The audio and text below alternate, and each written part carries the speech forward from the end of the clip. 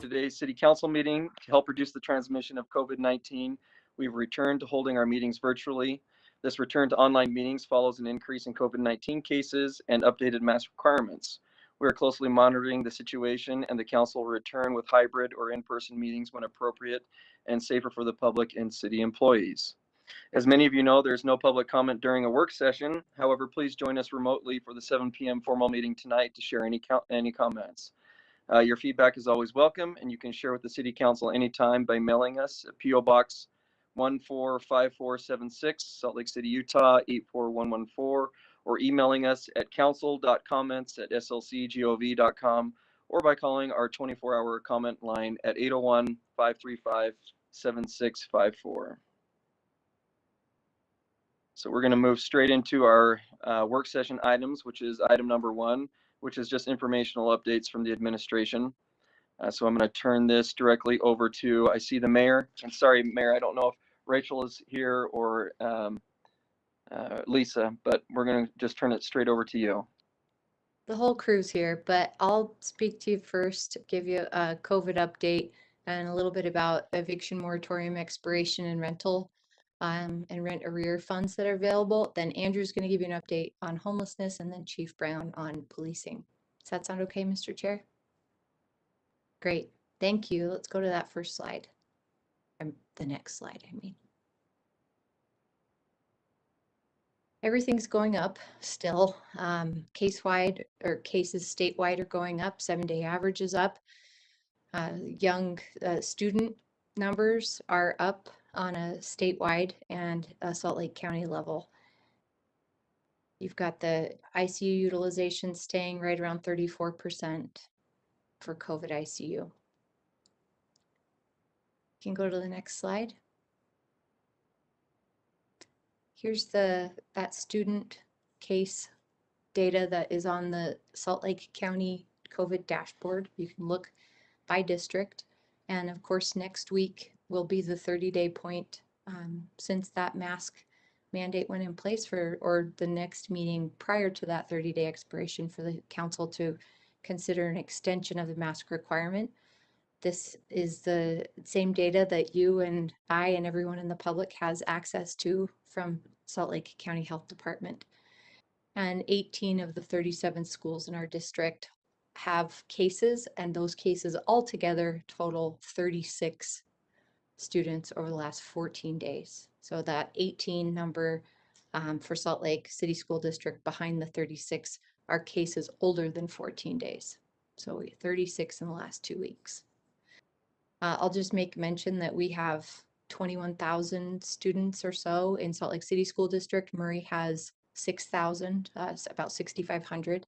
So these are not proportionate to student population. Next slide, please. 1,100 school-aged child cases right now, and 617 just since Friday. The data is just coming out from the long weekend, and a lot of pretty tremendous growth over the rate of last year. This is a slide I'm sure you're familiar with from Salt Lake Tribune. The gray line is this time last year. The blue line is where we're at today. Next slide, please. We are now up above 61% fully vaccinated for Salt Lake City proper residents. Still seeing some movement, sort of again, you'll recall we've hit a couple plateaus over the last 2 months, but we're starting to see about a 2% increase week over week. Next slide, please. Here's that countywide vaccination demographics totals that we've been bringing you. And the next slide. There's a lot of opportunities to get vaccinated in the next couple of weeks on our west side in particular. And I hope the council staff and council members have all of these dates, but as always, we appreciate you sharing these vaccination opportunities with the constituents that you represent. And if there are opportunities that you're connected to where Salt Lake County Health Department could add more clinics that reach our Asian American and Pacific Islander communities, they are actively looking for those opportunities at the health department. Next slide. So the eviction moratorium has been extended, and it is set to expire now on October 3rd. Our housing stability people are still working closely with both legal assistance providers and rental assistance like CAP. We want to track the number of evictions that are happening, and we're not yet seeing an increase in the number of evictions, but that's expected as we come closer to October 3rd. The good news, and we can go to the next slide for that, is that there's still $8.2 million available as of August 29th for landlords and tenants to pay rent and cover rent arrears. So those funds, as they have been throughout the pandemic from Salt Lake City, are available through Community Action Program. Dial 211, go to rentrelief.utah.gov. And they are multilingual in their ability to help connect people with the funds they need. And as always, we just encourage people to not wait. Don't wait. If you know that you're not going to be able to cover your rent, get on it as fast as you can and connect with this 8.2 million that's out there through December 31st. And we've already funded 8.2 million into the community. So thanks to our housing stability folks for creating this great graphic. We'd love to share it with you, council members, if it would be helpful for your newsletters. And this is the last slide before Andrew Johnston talks to you about homelessness. If there's any questions for me, I'm happy to take them.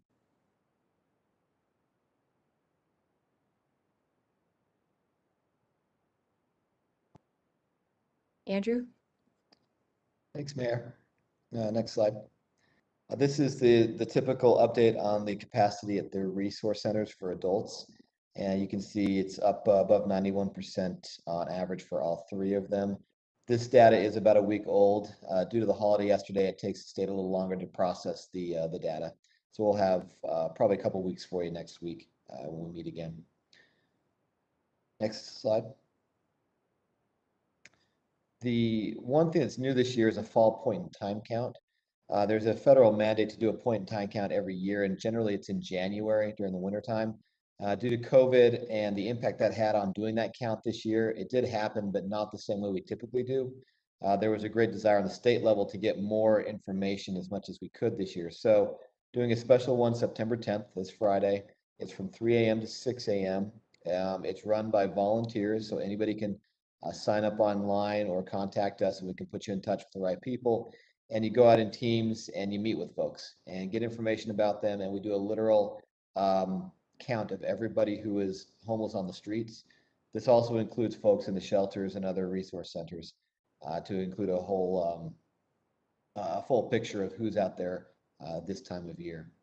And the next slide has some more information on that particular event this week. So we are looking for volunteers from the Salt Lake Valley Coalition to End Homelessness is looking for them. This is happening in the state level as well and other places. So it's not just Salt Lake County. I want to also bring up a couple things. The mayor talked about the latest numbers for the COVID impact, and that's also impacting the unsheltered and sheltered community.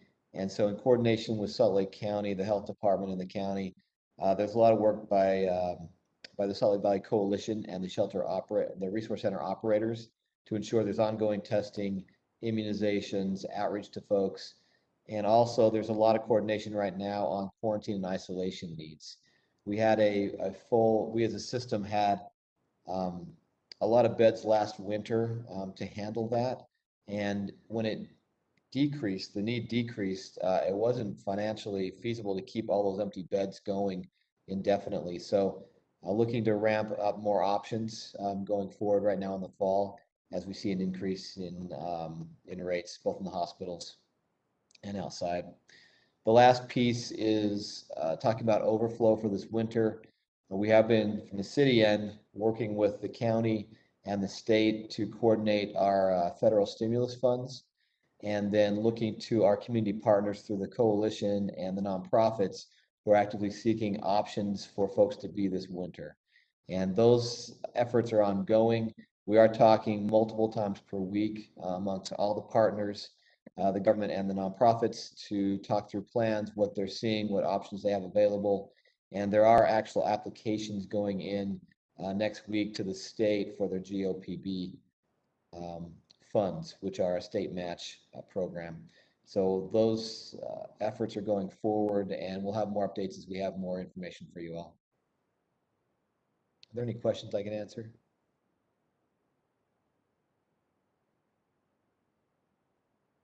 Andrew, I don't see any.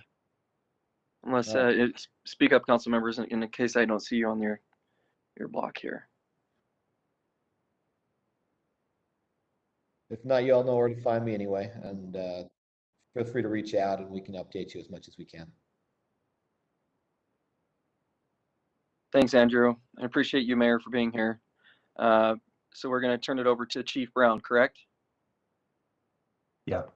Thank you, Mr. Chair, and thank you, Council, for your time this afternoon. If I could get our slide deck pulled up real quick. Thanks, Taylor. Council, today I wanted to talk a little bit about calls for service and where we're at. Hold on that slide real quick. 2020, with everything it brought, earthquakes, pandemics, protests, everything that we encountered, people being quarantined, less traffic on the roads. The one thing that we saw is that calls for service went up 19%.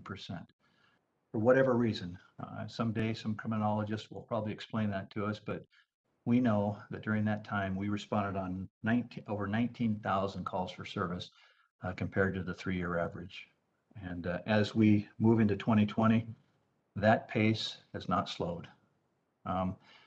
Our top calls for service, Council, as we break this down a little bit, we want to talk about the divisions and the calls for service in August of 2021. The Pioneer Division, that includes Districts 1 and 2. Our Central Patrol Division includes Districts 3 and 4, and Liberty Division is 5, 6, and 7.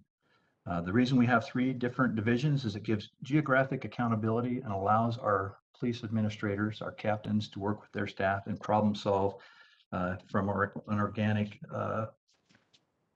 organic community-based issues that they're dealing with. Next slide, please. So this is the Pioneer Division August 2021 calls for service. Those locations, the address, those are the top 3 calls for service that we responded to in August of 2021. The 7-Eleven on 960 West North Temple is the first, and you can see that we responded on 37 calls for service. That's down though, 3 from July. The number 2 area or business that we responded to was 2025 900 West, which is the Flying J truck stop. We responded to 30 calls for service in August, and that's flat from July. And then Motel 6, which is 1990 West North Temple, We responded to 27 calls for service, which is up 1 from 2021 or July of 2021. At the 7-Eleven during July, the unwanted trespass calls for service decreased from 15 to 9. That's a good thing. The number one call for service at the 7-Eleven was a drug problem during August. One business along Redwood Road had a 200% increase in calls for service from July to August of 2021. The majority of those transient, unrelated, or unwanted persons, they totaled 15. But as we go through our CompStat model and look at calls for service, one of the things is to figure out why, or not to just keep going to call, but to figure out and solve why we're going there. Detective Oliver, who is the DCLO for Pioneer, found that this location had an expired trespassing agreement. And so he's working on updating that. That allows our officers to enforce trespassing on that property when they're not, when the property owners are not there. Next slide, please. Moving to Central Division, again for August of 2021, the number one location for calls for service was the Gerald E. King Women's Center. We went there 124 times in August, but that's down 23 calls from July. The number two location is the Solera Apartments. We went on 77 calls for service, which again is down 3 from July. And then the Motel 6 at 6 South and about 200 West, we responded on 36 calls for service, which again is down 1 from July. But the Geraldine King Women's Center had a 60% decrease in the number of cell 911 hang-up calls and harassment from July to August of 2021. We'll look in to see what we were doing to help decrease those calls for service and working with their staff. The Voa Resource Center had a 133 increase in trespass unwanted calls from July to August of 2021. We have identified 2 people as the primary suspects for these calls of service. Salt Lake City is working on a strategy to help those people that keep calling, or there are a lot of people that call and call and call, and rather than just go and respond, we're looking for ways to solve the issue and not have to go on those calls. Next slide. Liberty Division, again for August of 2021, the number one location for calls for service was the Walmart on Hope Avenue. We responded in August 110 times for calls for service. That's up 38 from July of 2021. But one thing to keep in mind, Walmart does hire off-duty police officers to take those shoplifting calls and different issues that we address there. Palmer Court at 999 South Main. In August, we responded 98 times. That's up 36 times from July. And then the Jefferson School Apartments on West Temple, 63 times in August. That's down 3 from July. Walmart, like I said, they had an 84% increase in shoplifting, the calls for service, compared to July of 2021. That's substantial, and we'll look in to see what that might be. But just again, remember they do hire off-duty officers to be there.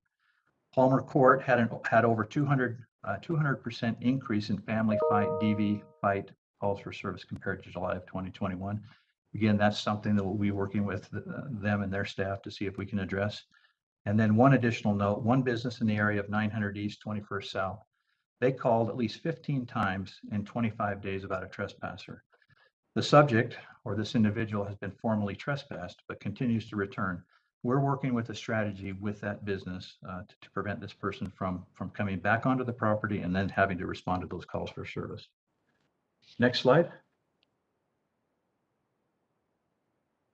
Now, we track these calls for service week by week. And last week, from August 30th to September 5th, was week 35. The calls for service, that's anybody that called a citizen or business to 911 or our non-emergency number of 799-3000, that generates a call for service. If you look down at the bottom there, it was up 20% over the 5-year average. That's 444 calls for service that we responded to last week. Now, if you project that out for the year, we'll be or exceed the pace of 2020 in our calls for service. That'll be over 20,000 calls for service that we have responded to, which again is the trend that we're seeing consistent with 2020. Also, the one thing that happens is officers go call to call to call. Their on-view time or their ability to go out and handle on-view calls goes down. So that the time that we want to build relationships in our community, to interact with our store owners, with the youth, with clergy, we don't have that time because we're just going call to call to call. And then the optics and presence of having officers driving through the different beats, again, like they're just going call to call to call. Next slide. And then this kind of breaks it down. What are we going on? Here are the top 5 calls for the week of week 35, which was just last week. The number 1 call that we go on is an assist for another agency. That would be an assist for fire or for another PD. Transient related problems is second. That would be any transient, unwanted persons, trespassing type call. Cell phone 911 hangups is the third. If we can't resolve it with a callback, then police officers are dispatched and have to go to those calls. And what we're finding is more people, I mean, everybody has a cell phone now, but a lot of the cell phones don't have a connected service. So you can't trace the number back and call them back to see if it really is an emergency. Many are calling from a Wi-Fi or a 911 emergency phone. And when you go to call them back, there is no callback. And so again, officers have to go on every one of those calls. Suspicious circumstances, that would be someone, a person, a car. A lot of times people are looking at Ring doorbells or different video and they see somebody walk across their front yard or through their backyard. Again, they're calling and we're responding to those. And then the last is the citizen, motor assist, or towing. And that's just exactly what you would think would be anybody that needs help on the roads or calling for police assistance. So with that being said, that's kind of down in the weeds about what we're doing with calls for service and what we're trying to track. But remember, the thing we're trying to do is solve these issues so that we don't have to keep going on these calls, over and over and over, working with the business owners and different nonprofits to see if we can't resolve the issues before we have to go. So with that, Council, I'll take any questions if you have any. Mr. Chair. Yes, Councilmember Mono. Thanks, Chief Brown. I just wanted to say thank you. That's really interesting information. I have actually a lot of questions. I'm wondering if there may be an opportunity to just sit down on a small group meeting or something to dig into a few more questions. But for one that I'd like to just ask now is, are these so with the calls for service? My question that I keep coming back to in my mind and when I've talked to some residents in different parts of the city, I've heard is that there's some people that don't want to make calls for service and others that are feel more comfortable calling the police department. And so is there any metric to know like actual, are there other data points that aren't just calls for service that will tell us how many resources we need to allocate to different neighborhoods? And I guess the point I'm getting is I think my worry is that there may be some neighborhoods that do need police presence or do need resources, but the members of that community don't feel comfortable engaging with police. And I'm thinking potentially undocumented areas with more undocumented individuals or things like that. Are there other data points we can also just match to make sure that we're not only using one? It just strikes me that the input of calls for service may be a bit flawed, especially when you talk about that one instance of a certain person that called like 87 times in a month. Yeah. And if that's getting rolled up into our data, is there any other way we could just make sure that there's not outliers we need to sort through, kind of like that one? Does that make sense? Yeah, Councilmember Mono, that's a great question. I think the data that I presented to you is just the calls for service calling our dispatch center. But you got to remember, there's also online reporting, and there's the ability to be anonymous. Now, somebody may be afraid to call the police, but they can also remain anonymous, so that, or if they want personal contact, they can request it by phone.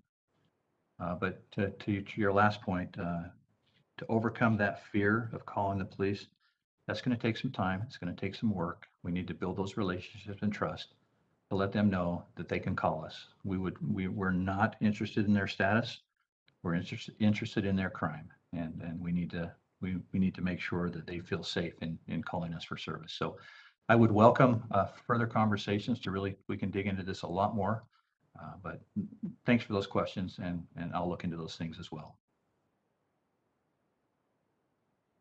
Councilmember Valdemoros. Thank you, Chief, for that information. I think people are aware, at least the council members, that the mayor had a press conference this morning at Pioneer Park in light of the recent incidents that we've had there, and we had in other areas of town. And I just wanted just to hear like the mini version of that presentation, or at least, or maybe I can just ask you the question. What in this, you have a central division for 3 and 4, and if there's going to be increased patrolling around Pioneer Park in that area of town, neighbors have texted me and asked me about that because they're waiting for the news for the TV to show the channel to show that press conference. And also, also I have complaints that even if they called, it takes too long, and so on and so on, for the officers to respond. So in light of what's been happening the last couple of weeks, the last month, what are we going to change around Pioneer Park in terms of policing? Thanks.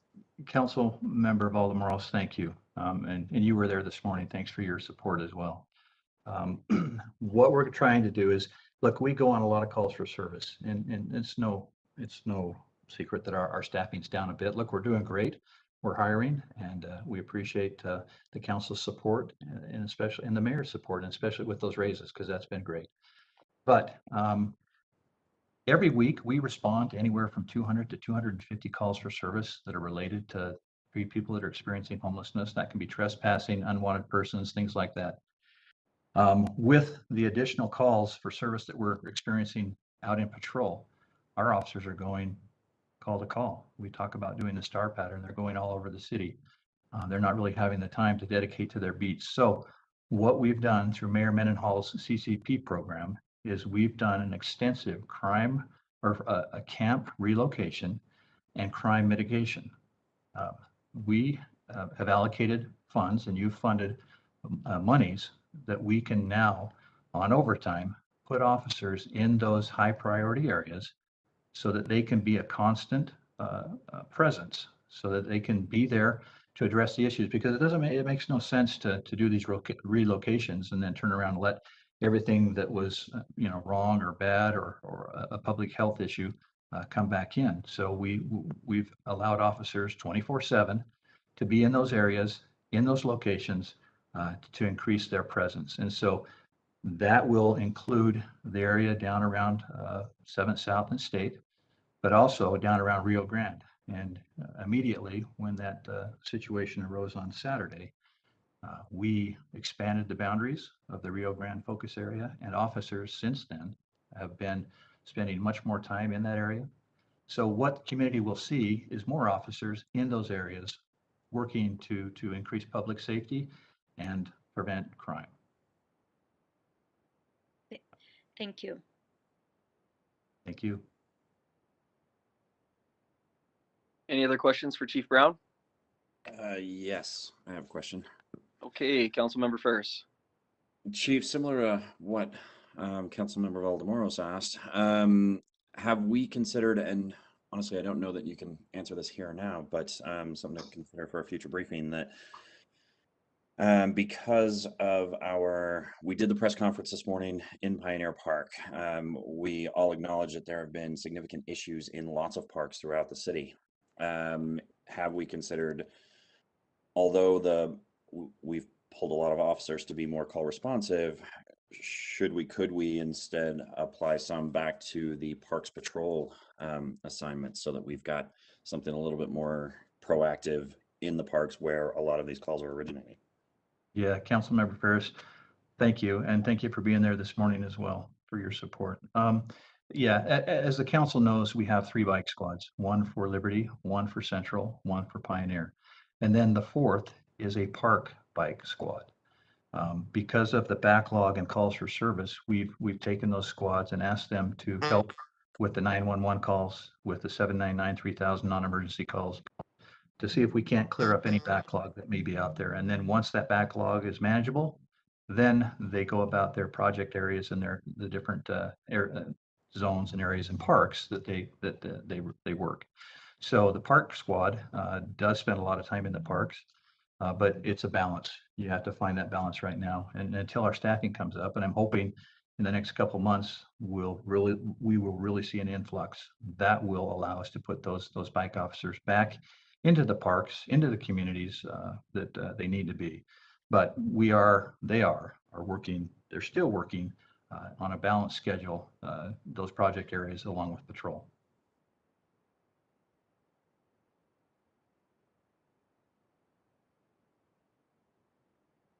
Sorry, Councilmember Dugan, I can't see you, so I don't know if you've got a question or not. Nope, you're good. Okay, thanks so much, Chief, for being here, Andrew Johnston and the Mayor. I know you'll probably stick around in case other questions come up. We're going to move on to item number 2, updates on racial equity and policing. We have Allison Rowland, who is our Council Office Policy Analyst, here to discuss that with us. Thank you, Mr. Chair. I just wanted to review with you. This is the only item on that we need to talk about today, or rather that I need to remind you about. That we're in the middle of a process to both formalize the REP Commission as a permanent commission for the city, and doing the advice and consent votes for the current commission members. So last August 24th, whenever that was, the last meeting we had, you were briefed on the commission ordinance from Coletta Lynch, the city's chief equity officer. And today you will have the REP Commission ordinance on the unfinished business agenda in the formal session to consider for adoption. Next week, there will not be interviews for the current commissioners.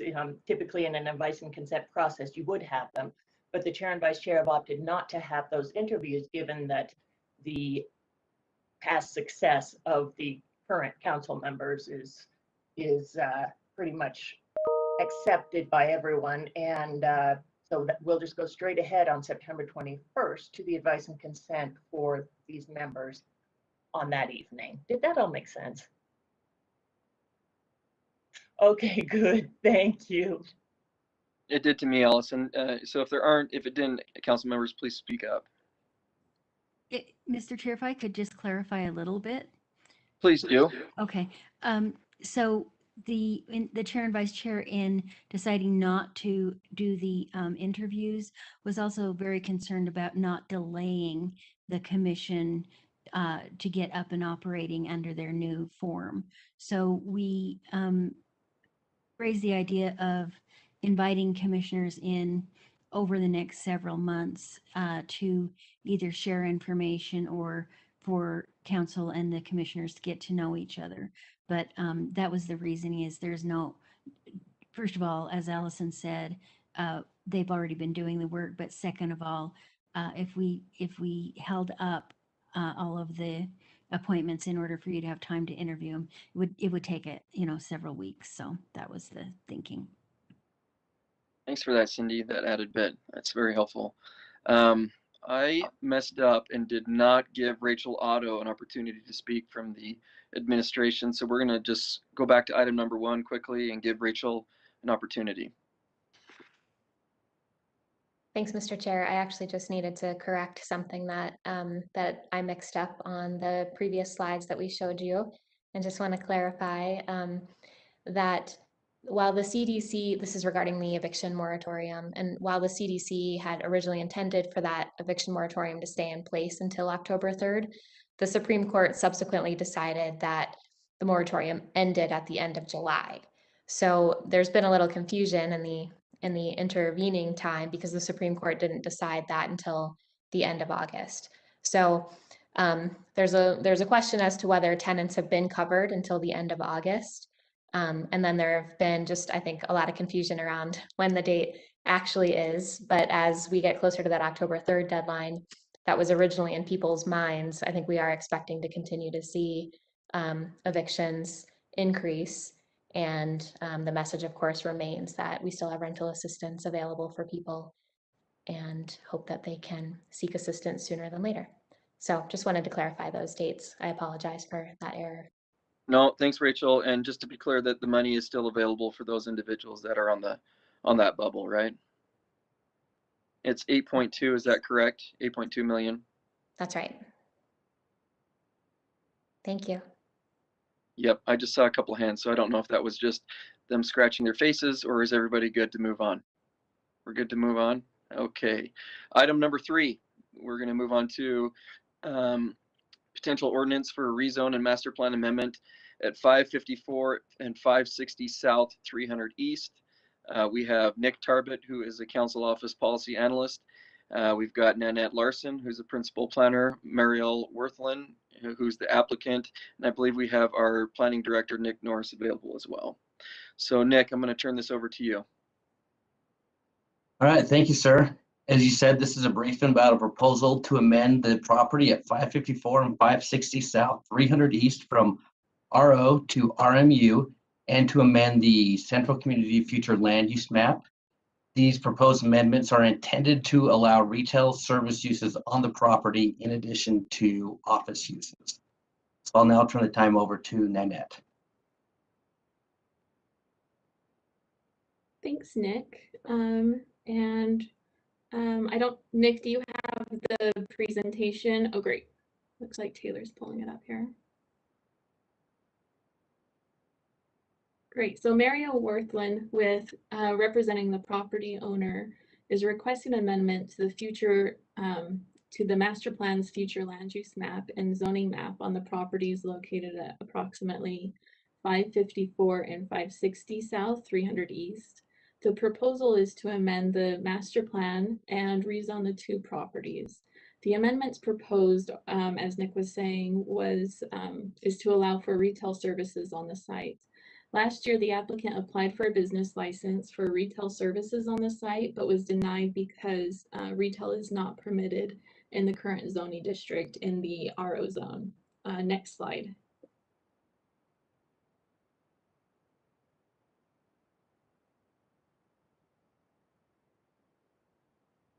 Great.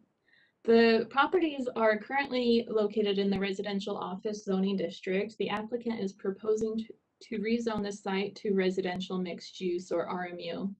Staff has found the proposed rezone to RMU meets the intent of the district, which is appropriate in places where the creation of a walkable urban neighborhood with pedestrian scale activity is supported with both transit and automobile infrastructure.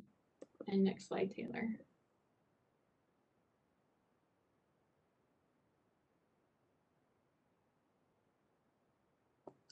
The proposal also includes an amendment to the Central Community Master Plan's future land use map from residential office mixed use to high mixed use.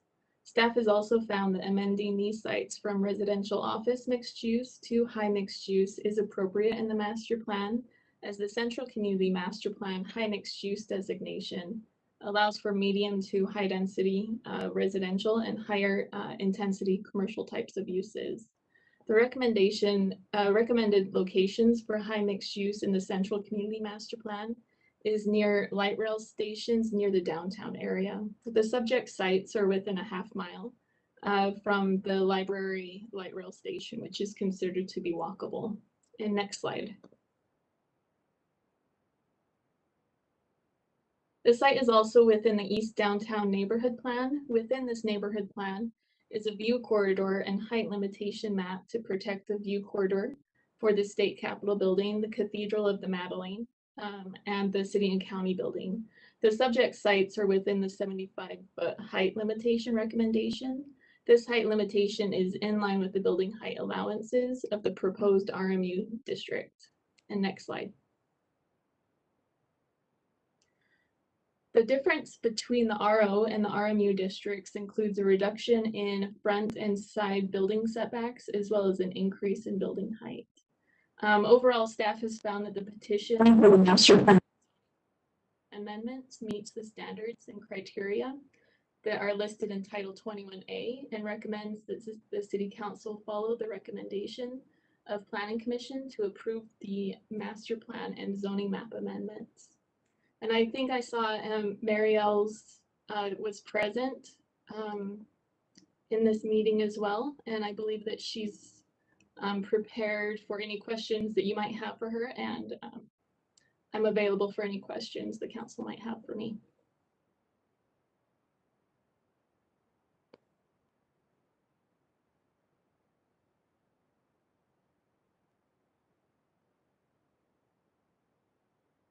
I don't see any. Oh, yep. Councilmember Dugan. Could you go through the parking requirements for the different areas, the RMU? Is it at a lower minimum, higher minimum, maximum compared to the current zoning? So the RO district for residential requires more parking spaces per residential unit. I believe the RMU, the number of required spaces is reduced by half, just off of the top of my head. So there is that reduction in parking in the RMU district. I believe overall they are very similar parking standards otherwise.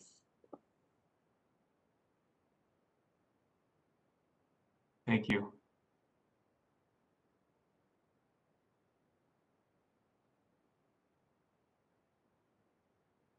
I don't see any other questions, Nanette. I do have one question. It's probably more directed towards Nick Norris, our planning director. And that is, I don't even know how long ago it was, Nick, but we just rezoned, I want to say within the past 18 months, it could have been longer, a piece of property on 500 South as well, from office to, I believe, mixed use. I think that was through James Alfondre. He was doing that. You plan on seeing a bunch more of rezones coming this way on our arterial corridors right there on 5th and 6th? Probably more on 500 South versus 600 South, just the nature of the two streets and what our plans say. But the plans, the Central Community Master Plan,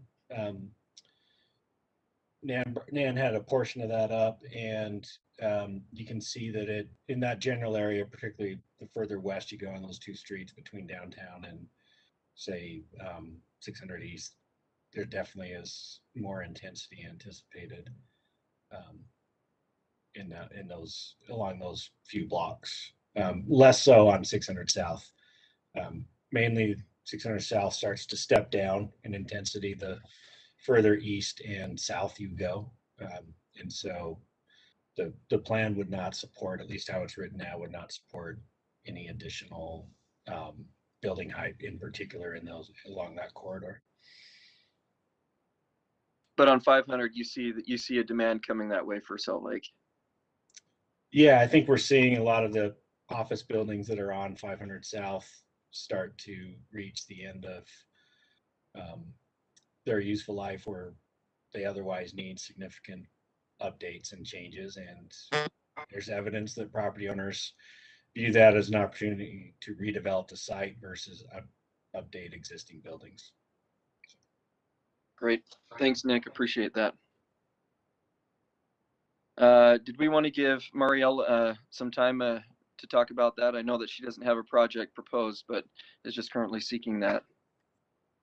Yeah, thank you. It's just to add flexibility for us as business owners. So no specific plans in place at this time, but just added flexibility is why we're seeking the change. So thank you for your time and consideration. Council members, are there any questions for the applicant? Okay, great. Thank you for being here, and thanks again. We'll move on to item number 5, which is an ordinance, a rezone and master plan amendment at, let me double check. Nope. I'm sorry, I skipped this. Informational, it's the Urban Forest Action Plan and associated zoning amendment. Nick Tarbet's going to stay with us in his little cube there. And we also have Laura Bandara from the Urban Designer here to discuss this as well. All right, Nick. All right, thank you, sir. This is a briefing about the Urban Forest Action Plan being processed by the Planning Division. They're developing the Urban Forest Action Plan in tandem with an associated text amendment related to the regulation of trees on private lands and within public streets. Now, this is an early check-in being done in accordance with the master plan resolution adopted by the council last year that outlines the policy and objectives for preparing master plans. It's meant to give the council the opportunity to review the plan and provide feedback on the proposed plan and public engagement process early in the process. With that, I'll turn the time over to planning staff. Hi, I'm Laura Bandara. I have a presentation for you. So, it looks like what's coming up here. Is it possible for me to drive the presentation, or do you guys just do it? Do you just want me to ask you to forward through it? I can go ahead and give you a presenter role if you'd like. If you don't mind, that would probably be simpler. I tested it this morning, so I think we're good. Yeah, absolutely. Give me 1 sec.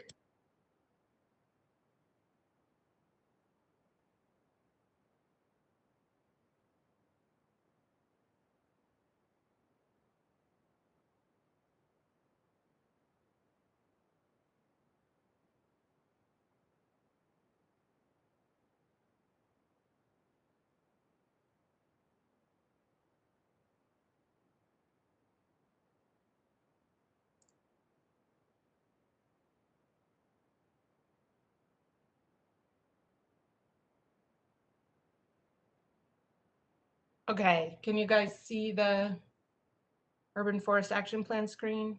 Yep, we've got it, Laura. Great. So as you've heard, I'm Laura Bandara. I'm the urban designer in the city, and I work in the planning division and collaborate with departments citywide to address urban design needs.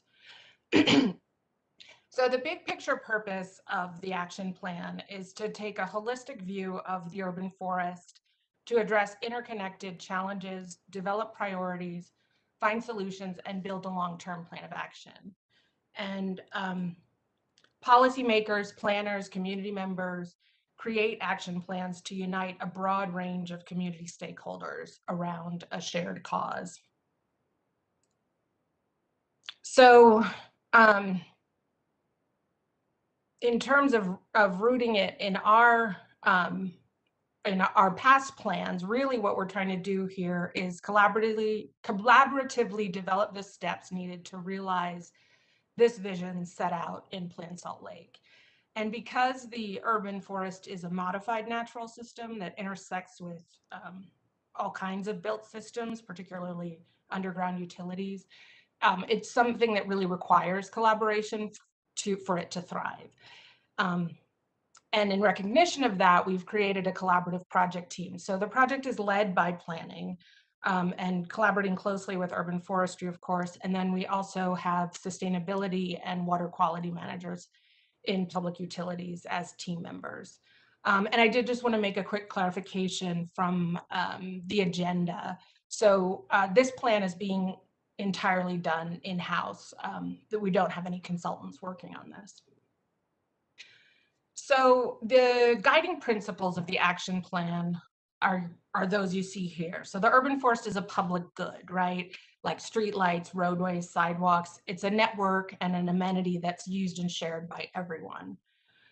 Public infrastructure. Taken together, city trees form an urban forest. It's a living infrastructure system, which makes it different from other types of built infrastructure, but it also means that it provides a great return on investment. But we need a plan and a strategy to be able to make the most of those benefits and to value it for the full range of benefits it provides. And distribution, right? It's a public good, so we want the urban forest, particularly the canopy, to be spread equitably across the city. So I'm just gonna, I'm sure you are familiar with some or all of these, but I'm just gonna quickly refresh you on what the benefits of the urban forest are. And I won't read all these, but you know, this information will all be made available to you. So the urban forest mitigates adverse environmental impacts, and we are particularly focused on air and water quality and urban heat island effect when we're looking at things that the urban forest can mitigate. And then again, looking at this EPA data, which shows trends in our air quality, while we see that winter air quality has improved over the years, we have that persistent summer air quality problem. And the right trees in the right place can address ozone pollution, and that is one of the biggest contributors to poor air quality in the summer months. So the urban forest mitigates the impacts of urban heat island effect. It reduces energy consumption. It promotes active transportation and safety. It improves mental and physical health outcomes. And then, because a picture is worth 1,000 words, what you see here is that trees improve livability and urban design in business districts and in neighborhoods. So there's research that shows trees have a real economic benefit, that people will stay longer and spend more of their dollars in retail districts with trees. Trees have a well-documented impact on increasing property values and commercial rental rates. But also incorporating trees into the design of neighborhoods provides more and better opportunities for neighbors to socialize and build community. And there's a lot of studies that demonstrate an association between the number of trees and community cohesion in urban neighborhoods. So the plan, we anticipate making some recommendations around policy and implementation that kind of aim at these larger goals, right? To protect the urban forest by aligning policy and practice, to value the urban forest for the full range of benefits it provides, to provide solutions in the right of way where trees compete for space with other infrastructure, and then to provide guidance to on urban forest priorities and preservation to project reviewers and inspectors, so that we're really capturing the kind of full life cycle and making sure that our forest is maintained. So the anticipated outcomes at the kind of biggest level are that our policy, ordinance, and practice around the urban forest will align with the city's goals for growth, environment, and community. So when I talk about growth, for example, the urban forest really can add value for developers. We're considering looking at trades for improved growing conditions, which for on-site stormwater retention, which potentially could provide more area for people to develop. We're also looking at incentives for soil cells, particularly downtown, to get larger trees that will mitigate the urban heat impact, as well as stormwater flows and improve water quality. In terms of environment, we're looking at air quality and water quality, as I mentioned. As you know, recently our stormwater infrastructure system is overtaxed by these short, heavy bursts of rain we're seeing in the summer. Trees can help with that when you use the right kinds of systems, and mitigate urban heat island impacts, which are really exacerbated by climate change, right? We all felt that this summer. At the same time, heat creates a really significant public health burden on our most vulnerable community members. So children, older adults, and of course, this is disproportionately experienced by lower income community members. And in terms of our goals for communities, this plan is really focused on equity, and these next few slides will get into that. So we did a redlining analysis, right? Recognizing that there's a lasting impact to redlining, a federal policy that was implemented nearly a century ago. And what we see is that wealthier neighborhoods generally have at least twice the tree canopy as lower income, historically redlined areas. It's really important to underline here that Salt Lake City is not alone. Multiple recent studies in hundreds of cities throughout the United States demonstrate this same phenomenon. And there's a lot of effort now to work to address it. So we did a canopy analysis, and this is based on 2014 data, which is the most complete and accurate data set that we have. And we are working with AGRC on getting some updated data. And part of this plan will be to have a sort of consistent schedule for updating so we can understand the change. We've left City Creek Master Plan area out of this map because it has the highest level of canopy. And then Airport and Northwest have the lowest, and we really wanted to make an apples to apples comparison between our primarily residential and commercial areas. So City Creek, Airport, Northwest Quadrant, the high and low canopy, you would expect to see that based on ecology and land use in those areas. But in all the other master plan areas, we see that phenomenon that I said, just explained exists throughout the US. So, in our master plan areas, the Avenues, East Bench, and Sugar House have approximately twice the canopy as the Northwest and West Side master plan areas.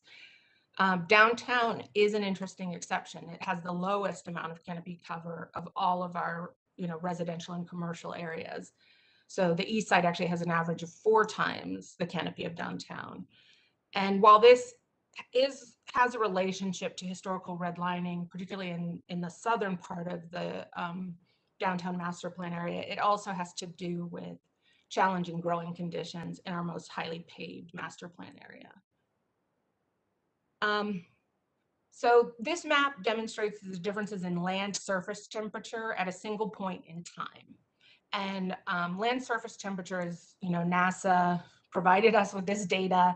It's measured by satellite and indicates how hot a given surface feels to the touch. So what you see in this is that our downtown master plan area surface temperatures are comparable to the Northwest Quadrant.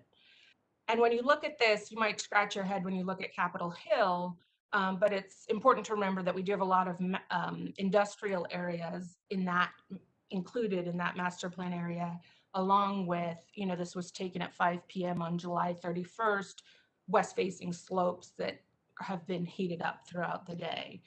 That said, the East Bench has those same west-facing slopes, but the surface temperatures in that master plan area do average out to be cooler.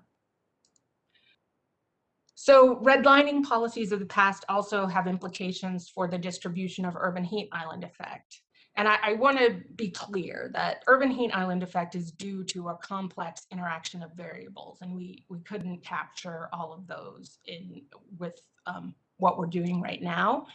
But looking at surface temperatures does at least give us a good idea of which areas of the city may need more shade and more cooling. And planning is actually working with partners at the University of Utah to identify locations where they can deploy sensors to take more sensitive measurements based on recommendations we make in the plan. And this will give us a more complete picture so that we can understand where the impacts are greatest. But again, I think this map shows that the correlation between redlined districts, in the 1930s and surface temperatures is striking. So we're doing a series of analyses, and what you see here is the raw GIS data that will get refined into the plan. But again, lower canopy on the west side, which correlates to higher BIPOC populations, higher levels of asthma, and then that purple area you see on the east side, of course, is the university area. As well as lack of health insurance, right? So these are just some of the data points that we're looking at.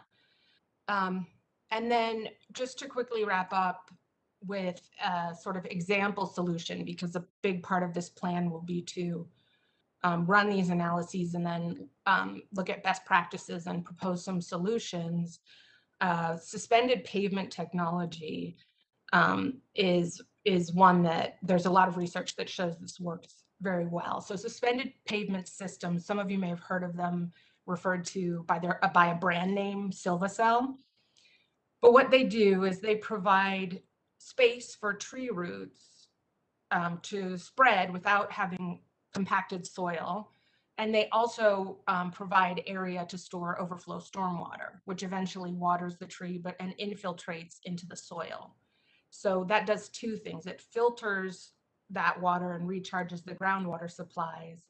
And so by filtering it, it's taking out pollutants and it improves the water quality. And then a 10-year study in a commercial area in Toronto demonstrated that this suspended pavement system uses a small surface area while increasing the tree canopy. So more shade, more stormwater interception, all those good things you want in a smaller surface area. It provided stormwater management by reducing water volumes, improved water quality through increased infiltration and pollutant removal by soil. And they have an overall lower maintenance cost than kind of daylit surface bioretention swales. So that is what I have for you.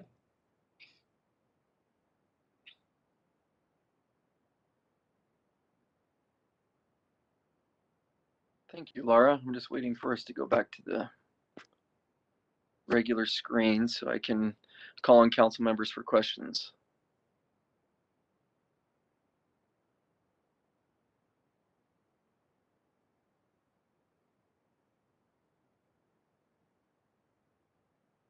There we go. Council members, are there any questions for Laura or staff in regards to this presentation? Mr. Chair? Yes, Councilmember Mono, and then we'll go to Councilmember Dugan.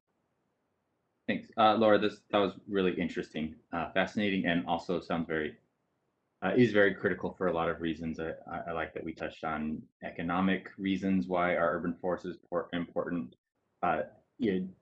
ecological as well as equity reasons. So that was very interesting to me.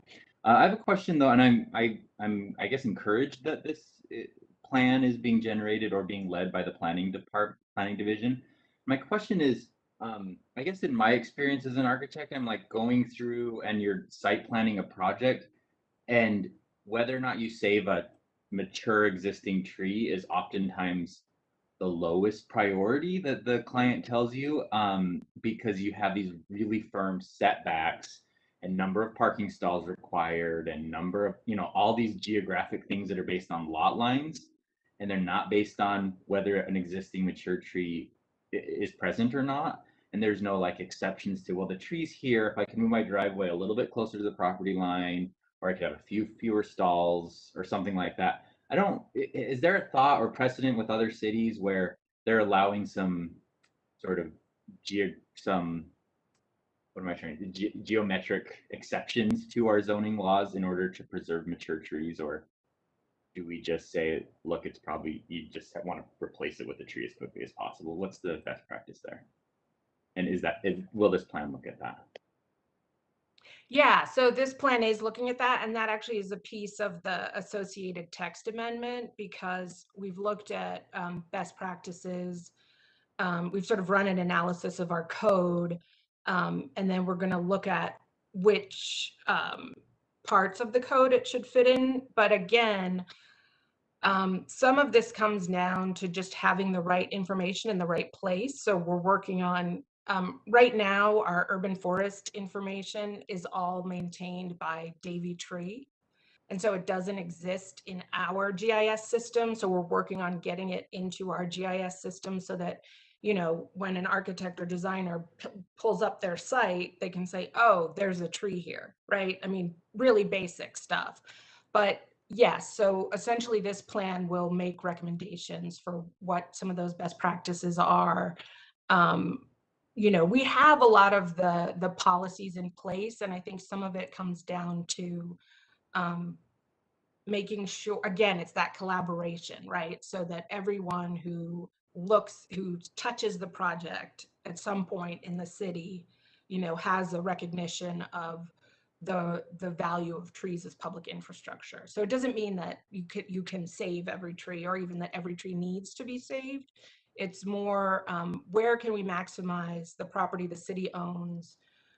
Where can we really mitigate some of these challenging environmental impacts, and make sure that everyone in the city kind of has the tools they need to evaluate it from their perspective, right, of whatever it is they're doing and how their work intersects with the urban forest.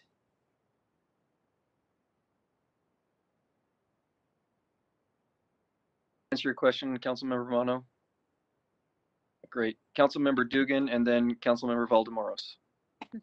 Thank you. I love that presentation. I appreciate it very much. I have a question going to and I really like the suspended pavement technology discussion.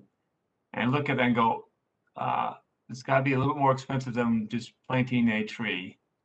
And when we have some new developments, how do we incorporate that? Because I know a developer is not going to say, oh, I'm going to do that because it's going to be a few more dollars than just putting a tree in. And is that, how do we promote that or push for that with the city and planners on new developments?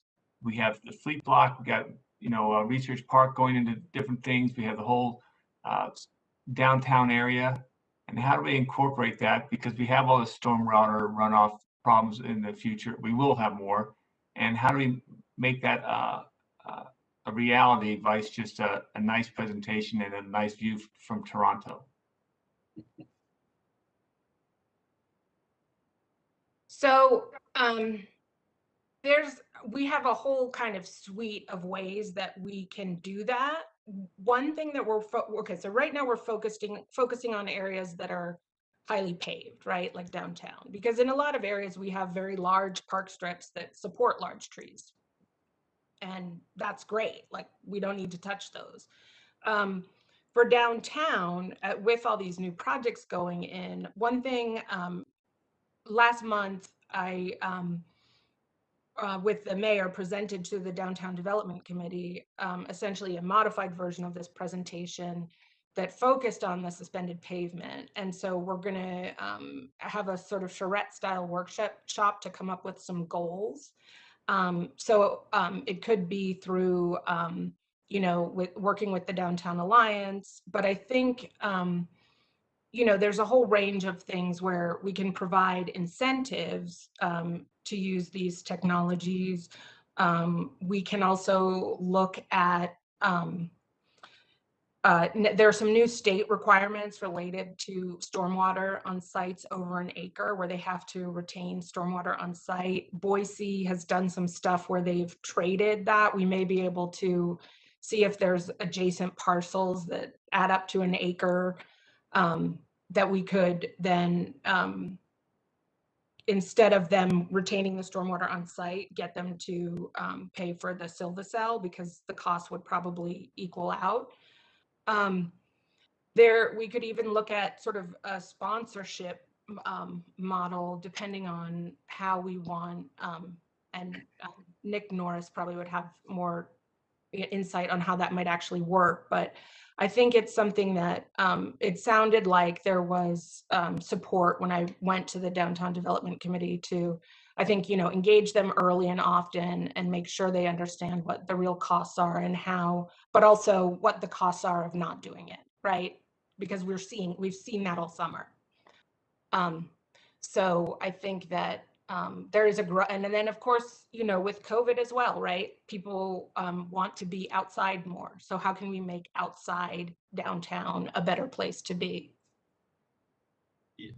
Just to follow up on that, I think part of it is, at least where we regulate these types of things, is to provide options so that people aren't just locked into one solution. And I think that's one of the things that makes it really challenging when we're talking about infrastructure, when there's only one solution out there, an engineering standard, it makes it really hard. And so I think part of this will be considering alternatives so that when somebody comes in, it may be that something works great in one location, but maybe not around the block or something else based on those site-specific conditions. So it does get back to a little bit to what Councilmember Mono was talking about, was having the flexibility in certain regulations. And so whatever we come up with from a regulatory standpoint is to make sure that it provides that flexibility easily, so that developers, property owners, et cetera, can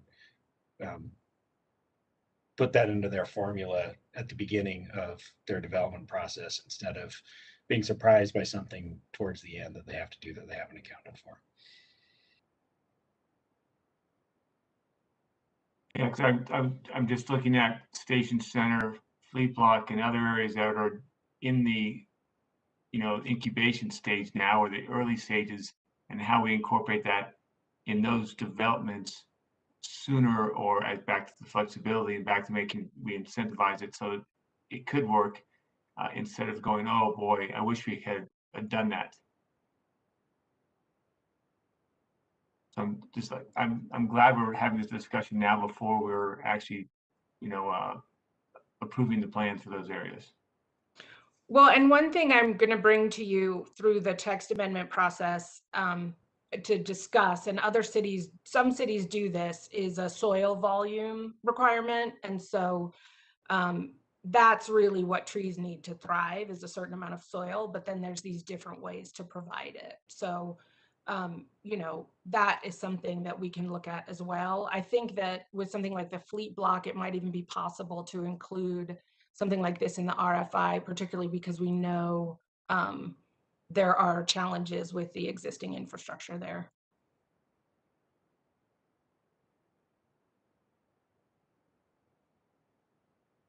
Mr. Chair, can I ask my question? Okay. So Lara, just following up on the practicality of this, especially for downtown, and especially in those sidewalks that are concrete right now, right? So let's say all of these passes, developer comes over, or architect, and says, and we say, hey, we need a tree here. How do we solve that? How do we, like, what happens? Is it the developer's responsibility to open up our sidewalk and put a tree, or can we put, like, can they put a planter, or what's the process? Like, how do you envision that? So the way it works right now is essentially when a new development goes in, we ask for 1 tree per every 30 feet of frontage. And so I think what the plan is going to explore is actually look at some urban design criteria to think about, as well as environmental criteria, to think about how do we get the scale of trees that we need in our very large rights of way.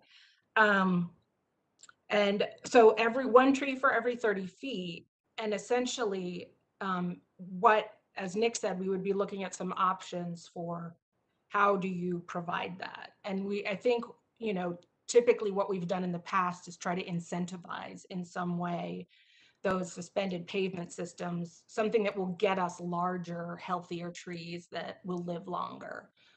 There's also some things we probably should be looking at in terms of making sure that after the trees go in, they get watered regularly as they're being established. And that's actually a whole separate issue that the plan is going to look at, because obviously water is a huge issue here. But I think essentially it would be tweaking what we have now in our code to, they're already doing this. Usually typically what people will do is either protect the existing tree, or they'll take them out and replace them if they are unable to protect them. And so this would just be in our downtown. Yes, typically a lot of times they have to destroy the sidewalk anyway to build their building. So they'd be rebuilding the sidewalk anyway. And we would say, okay, so this suspended pavement system goes underneath. And I know that on our on 200 South, for the urban designers who are working on the transit corridor there are looking into that as well, because that might be a good test place, particularly because we don't have a lot of stormwater pipes under the ground there. That's perfect. That's awesome. Great. Yeah. And so, yeah, and yes, but I'm thinking that I think if we want to do this, if we really want to push this, in our city, or especially downtown where we saw it's most needed, it could be a tough sell to say, everybody, you know, as soon as you build something and you're going to rip this off, then it, you know, put the tree and now it's all new, you know, or maybe it, I'm not trying to offer it. I'm not trying to commit any the council or, you know, the planning to do anything else, but maybe there is a financial cost here if we really want to do this and get going the right way, and for people to buy in and you know, and say absolutely, you know, I'm willing to chip in, you know, half and half or whatever it is. So that's just One the thing question. I should mention is we're looking at the Downtown Denver initiative as a model. So because the other thing, I mean, it's sort of amazing what trees do, and there's a lot of research to back this up. They actually can help with crime reduction. And I could, you know, go into why that is, but we don't have all day. So, you know, take my word for it and I'll send you a website. But the way they do it is essentially there's almost like a fund, and it's kind of, I think it's through their equivalent of a business BID, Business Improvement District. And so I think there are different ways we can tackle this, but it probably, to me, seems like the best way is to have a sort of collective effort in downtown, and maybe there's a pool of funds that folks can pull from to offset. So maybe they're paying some of the cost, and then this fund provides grants. That's one thing they do in Denver. So I think there's definitely different ways we can do this. I think really what I'm going to try and present in the plan is kind of a suite of options that we can figure out what's worked other places and what we think will work here. Great, thank you. Thank you, Councilmember Valdemoros. Looking to other council members that might have any questions. Councilmember Wharton. Hi, I just wanted to say thanks for the presentation. I think this is really fascinating. I would be really interested to hear about the crime correlations with trees. And yeah, best of luck going forward. I look forward to you coming back to us with some more details and some more feedback from residents and businesses. Thanks, Councilmember Wharton. Laura, if you wouldn't mind, I just have a couple of questions too.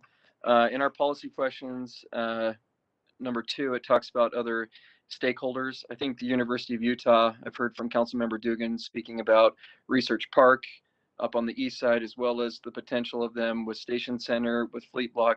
I think for them specifically, with the degrees that they have in the architecture program, whether it's, you know, landscape architecture, that type of thing, and looking at Station Center, this would be something that would be tremendous for them to be involved in as well. And we talked about, I don't see any issue at all with city-owned property doing this, you know, looking at these properties that we might be turning over or leasing over, or current parks that we own. But my follow-up question in addition to that is our first policy question, and that is the council was wondering what type of regulations are being considered for private property. You know, is that something that we're looking at doing, and when did we start looking at mandating the types of trees that are going to be planted in somebody's yard? I know we're looking solely right now at the central business district, but how are we looking at doing that? Why are we looking at doing that on somebody's private property if they're going to be doing something? So I can start with that. We currently already have some regulations in place that deal with trees on private property. One is that if a tree is considered what's called and defined in the code as a specimen tree, even on private property, it ends up potentially having to be saved, or they have to get special approval and pay to a tree mitigation fund that urban forest, I believe it goes into urban forestry's budget, but I'm not quite sure about that.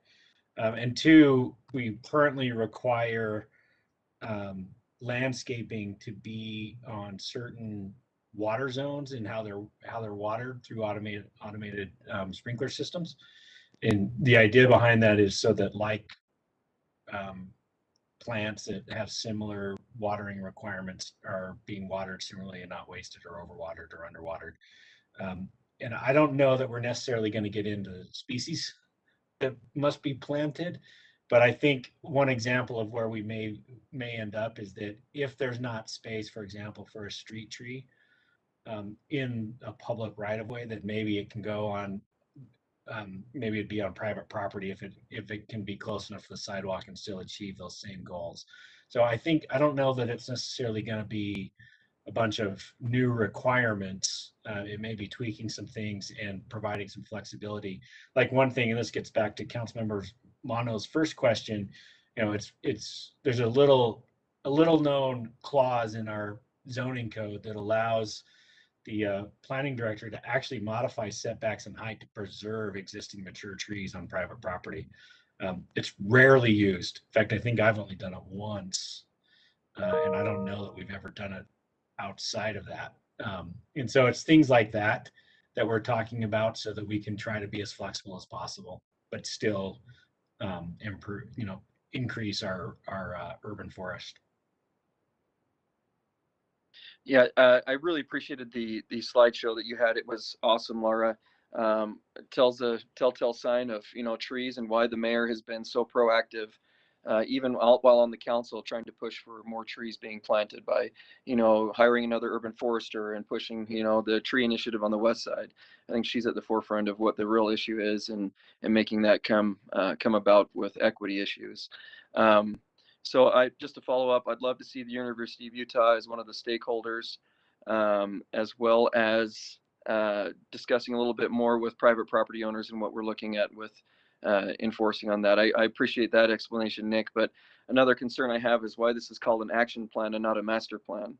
I feel like everybody feels like when we deal with master plans, it's something solid and something that is immovable. And with an action plan, I feel like, oh, I can change this action and move this action. So I don't know if anyone wants to explain that to me instead of looking at it as a master plan. So just to go back to the zoning amendment will be a separate process, right? They're related. We're learning things by doing the plan that it will inform it, but that's a whole piece that's going to come in front of the council separately. And we'll have plenty of time to address those issues and really get into them. In terms of it being an action plan, so because this is citywide and we're trying to implement a vision that was established through the general plan, what I as a urban designer trained in landscape architecture, it's been my observation that many cities don't look holistically at the urban forest, right? Because it's a system that intersects with all these other systems. And given my training in landscape architecture, that's sort of what we do, what we look at, right? And so an action plan is really, the goal for this was not sort of high, it was to take some high level policy things, but also marry it to practices that happen on the ground, right?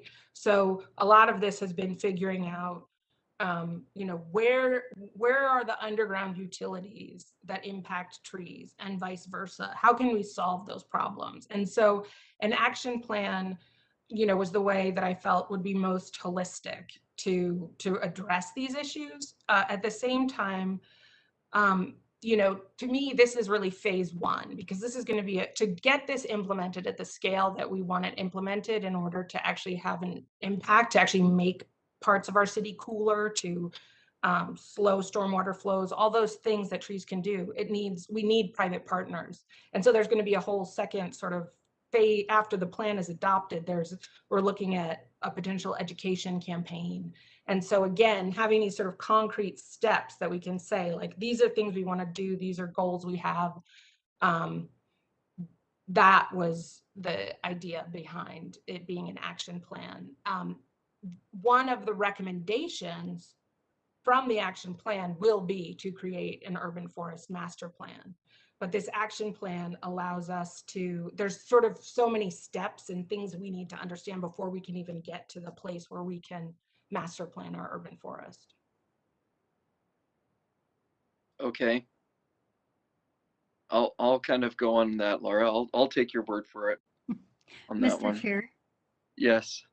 Just, this is something that we probably, as staff, we'd like to suggest that we work with the administrative staff, the mayor's office and city attorney's office, as well as planning, to try to standardize how these plans are named, because it is getting a little bit confusing. We do have some really old plans in the city that were not adopted by the council.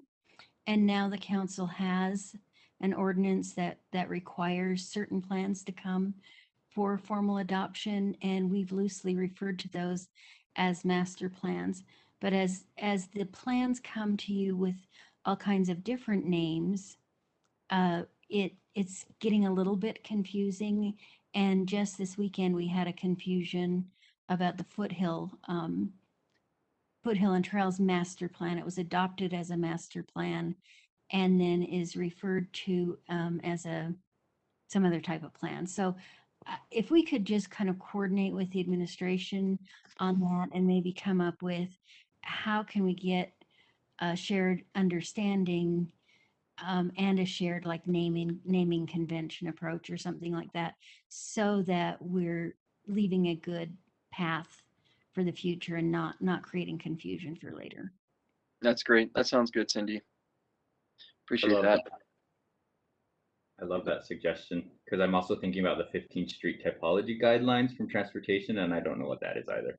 So that's a good idea. Well, and if it's confusing to you, just think what it is to everybody else, Councilmember Romano. So I appreciate that. If there aren't any other questions, Laura, we really appreciate you coming forward and presenting this. It sounds great, but we're going to move on to item number 5. We're just a teeny bit behind schedule, which is the ordinance. It could be a potential ordinance for a rezone and master plan amendment at 461 South, 400 East.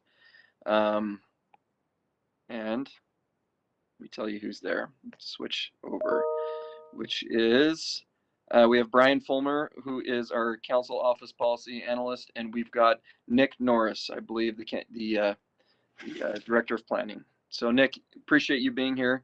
It's a busy day for you with all this planning stuff. We actually have Nan back to make this presentation, so I'm going to turn it over to Nan. Okay, well, thanks for correcting me. Thanks, Nick. Yeah, so this is my second item to the council this afternoon, and it's very similar to my first item. Taylor, if you wouldn't mind sharing the presentation. So this project is also a master plan amendment and a zoning map amendment, again in the central community master plan area. And it's just north of the property that was previously discussed, that within the last year and a half was rezoned to RMU as well. And again, this property is similar to the other one in that it's an older office building looking at potentially being redeveloped. The amendments that are proposed, and the site is located at 461 South, 400 East. The amendments that are proposed would accommodate a potential redevelopment of the site for that would include uses as residential, retail, and live work units.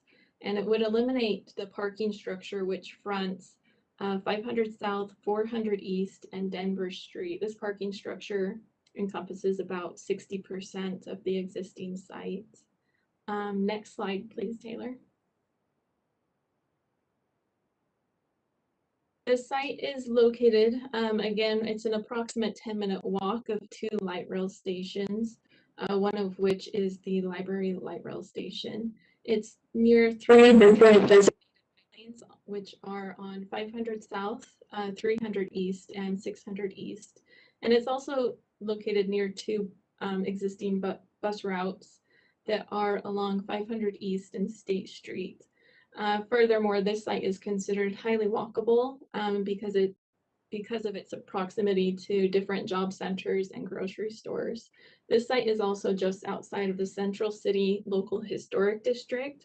So that's one item to consider when looking at the proposed amendments, is it would focus potentially rezoning the site would also refocus development outside of that local historic district. And next slide. Currently, the property is located in the RMU 45 district, or a residential mixed use maximum height 45-foot district. The applicant is proposing to rezone the site to TSA UNC, or Transit Station Area Urban Neighborhood Core Zoning District. Staff reviewed with the applicant other districts to ensure the best compatibility with the surrounding community and found TSA UNC to be most appropriate to the area. This is due to the TSA district being located just to the north of the site, its proximity to transit, and the ability of the area to manage an increase in density, which also meets the goals of the master plan. Next slide.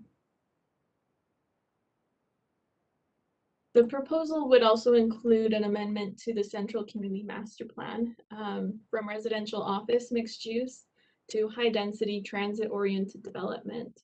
Again, staff has found that amending this site from residential office mixed use to high density transit oriented development is appropriate in the master plan, as the Central Community Master Plan does promote walkable development and fostering transit oriented development. Next slide. And similar to the last item that I presented on, this site is also within the East Downtown Neighborhood Plan. And again, with this neighborhood plan, there is a view corridor height limitation map to protect the different landmarks in the community in this area. This subject site is within the 75-foot height limitation recommendation. So again, this height limitation is in line with the building height allowances proposed in the TSA UNC district. And the final slide, Taylor. So the TSA UNC district allows for a more dense type of development through a reduction of setbacks, as well as an increase in building height and reduction of parking. This is because the TSA is encouraged in areas that have the infrastructure to manage an increase in density. The TSA district permits buildings to be built to the property line, whereas the RMU 45, which is the current designation, includes a 5-foot minimum setback. The difference between the RMU 45 district and the TSA UNC district also includes the allowed building height. The permitted height in the RMU 45 district through a design review is 55 feet. The TSA UNC district allows for a maximum building height of up to 75 feet. One of the more significant differences between the two districts is the design standards that are required. The TSA district requires more strict design standards, which includes a greater percentage of active ground floor uses on the proposed potential building. It also requires more durable ground and upper floor building materials, a greater number of building entrances, and a maximum building facade lengths. So it's for these reasons that staff has found that the petition for a master plan and zoning map amendment meets the criteria in Title 21A and recommends that the City Council follow the recommendations of Planning Commission to approve the amendments. And I'm available for any questions the council may have for me. And the applicant Majid is, I believe I saw him in the meeting as well, and he is also available.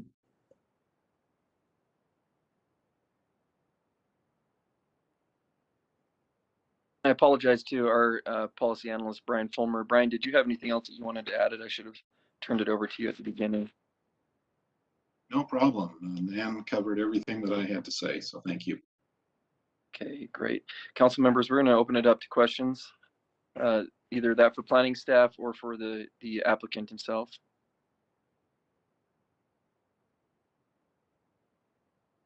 Councilmember Dugan. Mr. Chair, I really don't have my question would go back to the parking idea, but I think you kind of answered it here. And I really appreciate both these two rezonings in this area, increasing the density and kind of removing or pulling out a lot of the parking requirements. I think that's a big bonus for us. It helps us on the public transportation side of the house. It helps us on make it a more of a walkable city. And I really appreciate hopefully the elimination of a large parking structure in an area that we have plenty of public transportation and make a much more walkable city. So I look forward to both these rezonings if we approve them, but this is a breath of fresh air. So thank you. Any other questions on this item? Okay, appreciate you being here, Nanette and Brian. We'll move on to item number 6, which is a potential rezone and master plan amendment at 203 East, 2100 South, 221 East, 2100 South, and 1991 South, 200 East. And I think this is the item where we have Nick Norris, who will be here, but also Brian Fulmer, who is our council office policy analyst. I'll turn it over to Brian first. Thank you, Mr. Chair. It's a proposal to amend the Central Community Master Plan future land use map and the zoning map for the properties. Current zoning is RMF 45, which is moderate and high density multifamily residential. And the proposed zoning is FBUN2, which is form-based urban neighborhood district. Mixed use, including multifamily housing, is proposed for the site. However, a specific development proposal has not been submitted. Planning Commission forwarded a positive recommendation to the City Council for proposed zoning map amendments. Now I will turn it over to Nick Norris. I don't know that I have anything else to add, except hopefully we can see a map so you can see where this is. You can see the subject property outlined in red. And unlike some of the other zoning amendments you've seen tonight, this does have fairly close proximity to some lower density residential districts as the city steps down away from 200 East to the east. Again, it's a proposal to amend the master plan from medium high residential to high mixed use, and to change the zoning from RMF 45 to FBUN2. One of the key differences between the RMF 45 and FBUN2, and this is anticipation of the question about parking, but I think you all know that FBUN2 does not have a minimum parking requirement, which is something that is applied typically to areas that have good access to transit, just as we discussed with the last item. And on this particular item, there's transit, high frequency transit on 2100 South and on State Street, as well as approximately 1 block to the south is the S line that provides access to the regional transit rail network. The difference in height, so in other FBUN2 zones where there's a corner property, some have requested that the corner be added to the extra height. This has not been part of this proposal, so it would be limited to the 50-foot height that the FBUN2 allows by right. If there's any questions, I'm happy to entertain those. Mr. Chair. Councilmember Mono. Yeah, thanks. This is, can you correct me if I'm remembering this wrong, but I think I saw this at community council meeting several months ago. It's the property owner of the, is it Magnolia? Not Magnolia. There's existing apartments there, right? And so those would stay and be rezoned, but their actual hard corner parcel is the potential spot for an additional building. Is that still what is being proposed? And I know that what they property owners tell us doesn't necessarily mean that's what will always stay, but am I remembering the picture right? That's my understanding. That apartment building is the Georgia Apartments, which I think was in the news a couple of years ago, that people are familiar with. But yeah, that's my understanding, and I don't know if the applicant is here to provide more clarity on that. Taylor, do you know if the applicant is here? I believe that they were. I saw them enter. Let me check. And Councilmember Mono, is this something that you'd like to propose to the applicant? No, I mean, I do anticipate, as Nick alluded to, questions about parking where it's so close to single-family residential. So that's something that will be on my mind. But I mean, I also agree with what Dan Dugan just said about how the city should move away from car dependency and more towards encouragement of public transit use. So those are the two competing factors I'll be thinking about, I think. In terms of height and setbacks, because it's just adjacent to the county complex, I'm not super concerned about the added 5 feet or anything like that, but it would be that spillover impact into neighborhoods. But if I remember correctly, most of the property stays as is. It's just one parcel that's being changed. Any other questions, council members? Okay, that's great. I don't see any. We'll move on then to item number 7, which is potential ordinance on Elm Avenue alley vacation. We have Brian Fulmer still here and then Amanda Roman. So Brian, why don't you take it away on this alley vacation?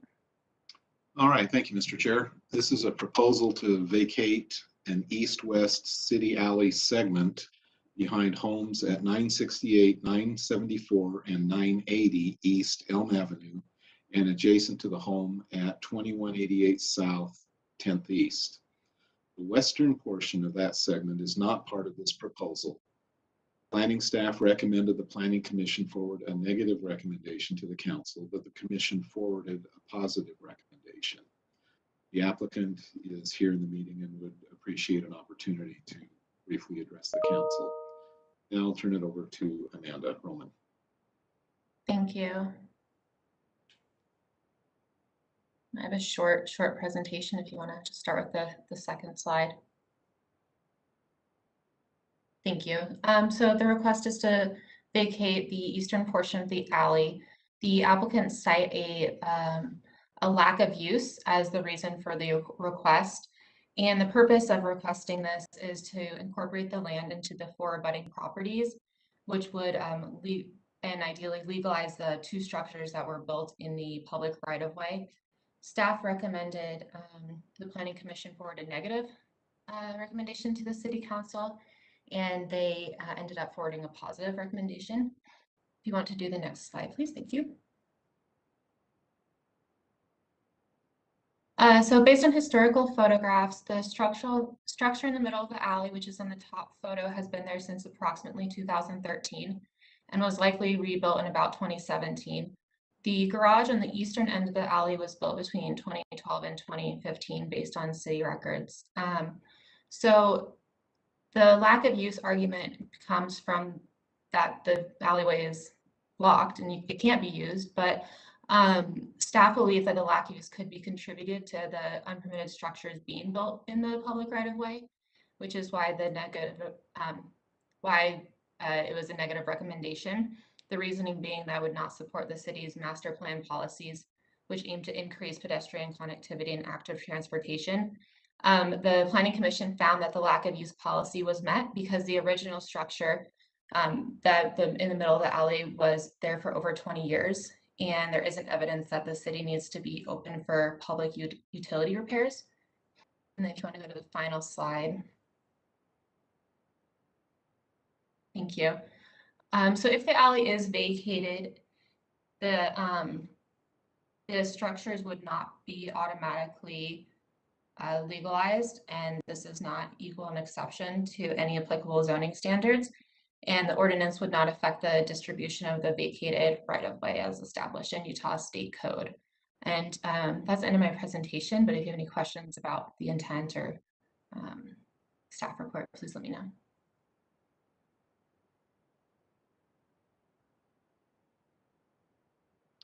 Council members, any questions for Amanda? Don't see any. Oh, Councilmember Dugan and then Councilmember Ferris. Yeah, thank you. On the alleyway, if we lose the vacation there, would it be split in half between the southern and the northern properties, or how does that work? Because I can't remember that. Yes. How that works in the alley. Yep, it would be split in half. And if that does happen, then the property owners will need to go through lot line adjustments and hopefully those structures will be legalized, because regardless of vacating or not, the property lines would go through the middle of the structures at that point. Right. And this vacation, I mean, if those structures wouldn't be there, we would have an alley all the way from 10th East to 9th East, because it would cut right across there. But it hadn't been, we don't think it was properly or utilized in the past. Correct. The eastern portion hasn't really been open. The western portion's always been used. People access their garages from there. And based on the photographs and just past research, the first structure has been there for a long time, and some of the properties have been using that alley as their own. But the newer garage, it wasn't the current property owner, but the original property owner did come to the city and was informed that it was not private property, but the middle of the alley was being used by the surrounding properties for a while. Okay. Amanda, I've got a follow-up question, Councilmember Dugan, if you're okay with that. Sorry, Councilmember Ferris. My question is the active transportation master plan. When was that adopted? I do not know off the top of my head. So the bicycle and ped master plan was adopted in 2016 or 2017. So then this structure, even the newer structure, was built before the master plan was adopted. Yes, we believe so. We don't know exactly when they're built. We're going off of the aerial photographs, but okay, between 2012 and 2015. Thank you, Councilmember Ferris. Just really curious on what exactly this means for those two structures, in either direction, whether this vacation is approved or not. So the property owners need to work with enforcement moving forward. There was an enforcement case that was started, but of course put on hold as we go through this process. But to legalize them, there would need to be, once the alley was vacated and split in half, the property owners would have to apply for lot line adjustments and maneuver the two structures on the parcels that have been using them, which is the corner property and then 2188. And if it's not approved? And if it's not approved, then, well, I think that they would need to work with, I'm not quite sure what happened, to be honest. The city would have the authority to order those structures to be removed. Even after it's been there for 20 plus years. And that's a question that, or something that our engineering division would actually, or would lead up on that. So. Thank you. Okay, I'm going to turn it over to the applicants on this, and I believe it's Jonas. Is that correct? That's correct. Can you hear me? Yes, we can hear you, Jonas. Great. Well, Amanda gave a great briefing. I'll be brief myself. My name is Jonas Sappington. This is my wife, Danielle Sappington, and we're petitioning for the partial alleyway vacation behind our home of 11 years at that address. We know that the alleyway topics are a hot topic, so and that you guys look forward to these, but we appreciate your time very much. We also want to just reiterate, we feel strongly that these are best addressed on kind of a case-by-case basis rather than kind of a blanket policy. So we'd appreciate it if you guys would consider our case specifically. There's a couple, as Amanda described, there's a couple structures that have been there. And they're blocking the east half of our alleyway behind our home. And there's two sheds and one garage. They've been there. They were built by previous owners in every account. They were built by previous owners and seem to have been there established for 20+ years, some of them. The present day owners, we've all inherited this situation. So we're just hoping to make legal what already is, so that we could improve on the area around us. The alternative, of course, is to knock over these structures and open up our alleyway. So we've carefully kind of developed this application to gain the support of every homeowner who's immediately involved. So like some of the counselors have asked, what would happen to the buildings, whatever the decision is.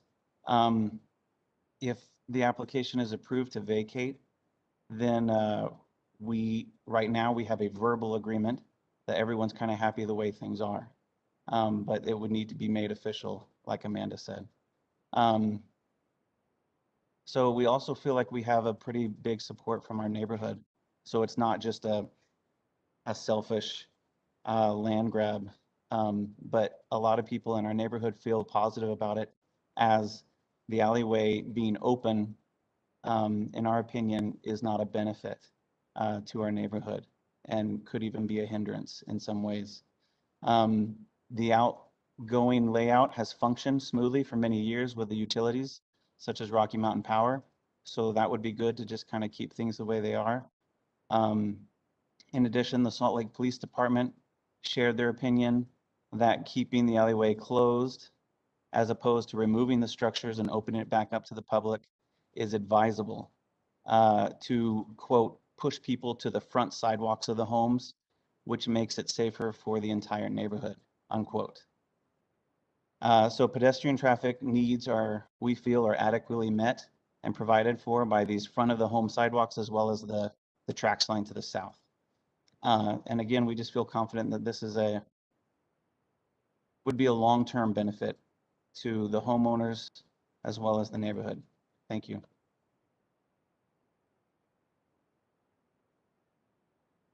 Thank you, Sappington family. Appreciate you being here and sharing that with us.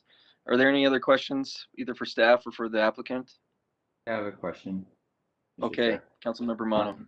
It looks to me, and I'm just trying to do my research, that this is one of 3 connected alleyways that currently exist on paper, 2 of which are effectively vacated but not officially vacated, and the 3rd is still passable. Is that true? And if so, why would we not, if we're going to do that for this existing alleyway that is encroached upon, why not do it for both at the same time? Is there less support from the neighbors on that existing alleyway, or am I misreading the application? I have an opinion on that, but I don't know if somebody else needs to answer that or if I'm allowed to. Let's have staff see if they've got an answer for that. Amanda or Nick? Do you mean the western portion of the alley? It looks like there's also an existing alleyway, and I'm just looking on the parcel lines that come up on Google Maps and Earth, so it might not be accurate, but behind that runs north-south, kind of tees into this alleyway between, I think it's 8th or 9th and 10th or something like that. Or okay, I have that pulled up. I have our I might be GIS wrong see too. that, but hey, Nick, could you touch on surrounding alleys? I'm not seeing the one he's speaking to. Mr. Chair, I might be able to add something here. Yes, please, Brian. The subject alley is half of the alley between 10th East and Lincoln Street. And then west of Lincoln Street to 900 East is another alley.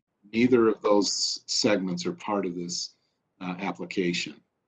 So that if the intersecting alley that Councilmember Mono is talking about might be Lincoln Street. And I think Matt Castle had his hand raised. He might have something more to add to that. With engineering, Matt. Yes, thank you. I just want to add just one small piece of information, which is Rocky Mountain power lines are in that alleyway, and the structures are immediately underneath that power line. And so if the vacation is approved, we still need to provide a access easement for Rocky Mountain Power to access their power lines. So leaving it in its current state, it's probably going to be, in the current state of the neighborhood, it's probably going to be a difficult endeavor, especially with Rocky Mountain Power back there.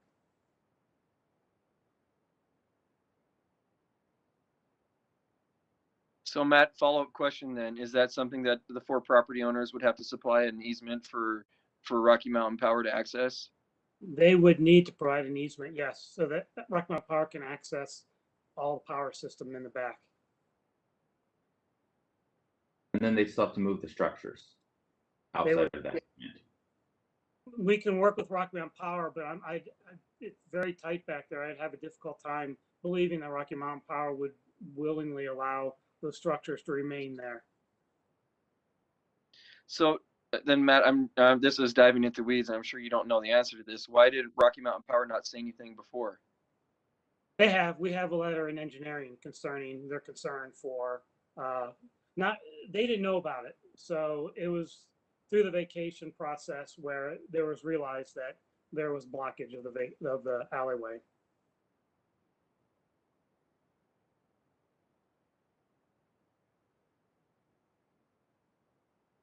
Okay. Thanks, Matt, for being here. Any other questions, council members? Councilmember Wharton? Yeah, in the findings of the Planning Commission, they said that it's not, one of the findings is that it's not contrary to city policies, but can you explain why, like what that was based on? Because it doesn't, it seems to me that it doesn't follow our normal disposition policy. And the notes don't. I did look at the minutes earlier, and I'm trying to remember which specific policy they were referring to that in that conversation. Yeah, it's not in the minutes. I'm sorry? It's not in the minutes. It doesn't say what they were referring to. Let's see, no, I believe it was the lack of use policy. We talked a lot about the pedestrian network and how the alley to the west is still open, but there are some other ones that have been closed in the area. So there's no longer a through connection. But the main conversation was revolved around the pedestrian connections and then the public safety of whether or not opening it would be safer or not. Okay. Thank you.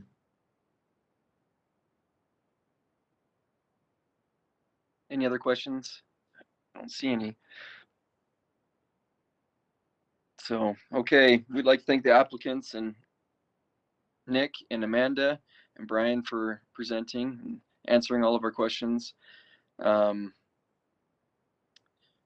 look at this really quickly. It looks like we're going to set the public hearing date today, and then we're going to hold a hearing to accept public comment on Tuesday, October 5th. I don't know if the applicants used the entire time or not, but whatever time remaining, if they'd like to say something before we move on. Thank you very much. I would. One of the Councilor Mono described the T-shaped of what was the original alleys that went on the 3 kind of blocks between 9th East and 11th East. And all the north and south alleyways have been vacated. The east and west ones are different.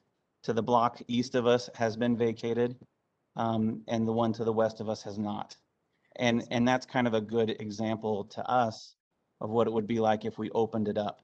And it's not a good example of, for our opinion, the kind of traffic that we want to have around our homes. And then the only other thing I would like to say briefly is about the Rocky Mountain Power. We approached Rocky Mountain Power, and they unofficially, because we're not, you know, we don't have jobs in the government, but they said that they didn't have an issue with it.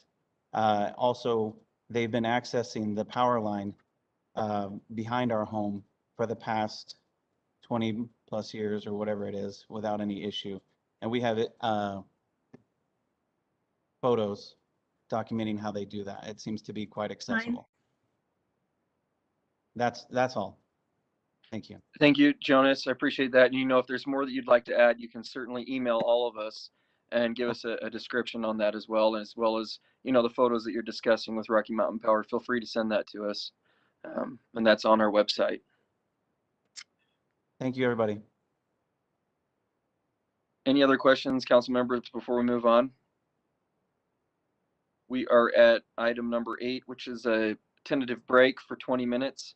We're ahead of schedule, so if we say that we come back at 4:30, that gives us 26 minutes for a break, and then gives us plenty of time to get started beforehand while we go on to item number 9, which is General Obligation Bond Series 2021 in regards to our street reconstruction. So everybody, let's take a 26-minute break and get back here at 4:30.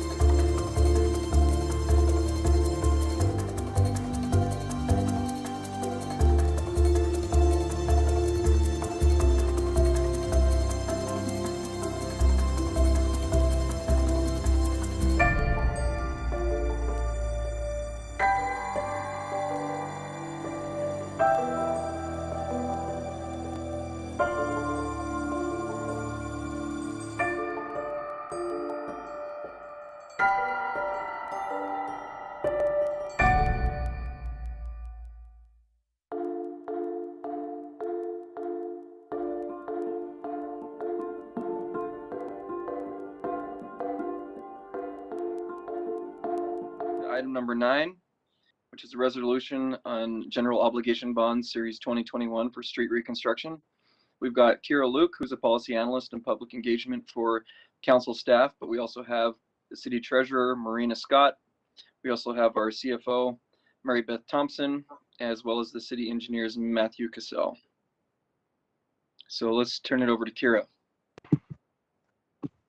All right, I'll just set us up with a little bit of background here. This bond is part of the Funding Our Future initiative, which included an $87 million general obligation bond for street reconstruction.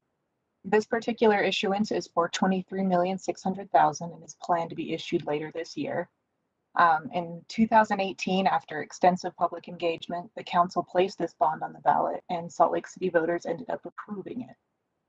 Although specific streets planned for the bond's use weren't outlined in the outreach for this bond, a lot of the conversations we had with the public emphasized the importance of particularly enhanced transparency and communication on how these funds are used.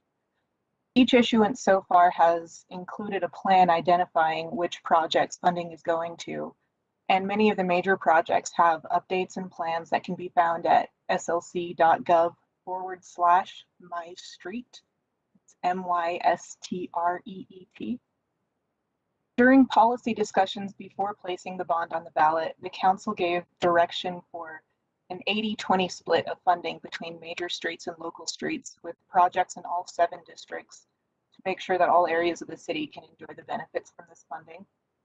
And when combined with the earlier 2 issuances, this issuance has $20 million for major streets and $3 million for local streets, which tips the overall distribution to about 82-18. At least 1 additional issuance is planned. Bond issuance have been staggered to accommodate staff and labor capacity, as well as ensuring favorable market conditions for the city. That seems like the perfect place to turn it over to Marina. Thank you, Kira. So this proposed bond is the 3rd block of bonds to be issued from the 2018 authorization. And as Kira mentioned, it will finance approximately $23.4 million in street projects. Exhibit 1 that was attached to the transmittal, it was prepared by engineering, and it details street projects selected for this bond issuance. The current plan calls for the bonds to be sold on November 3rd. That's assuming that the City Council considers and adopts the bond resolution on September 21st. And that's all I have. Are there any questions?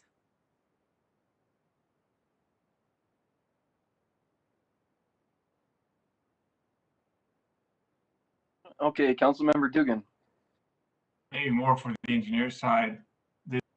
The $3 million for the local streets, is that in line with the 150-ish miles a year?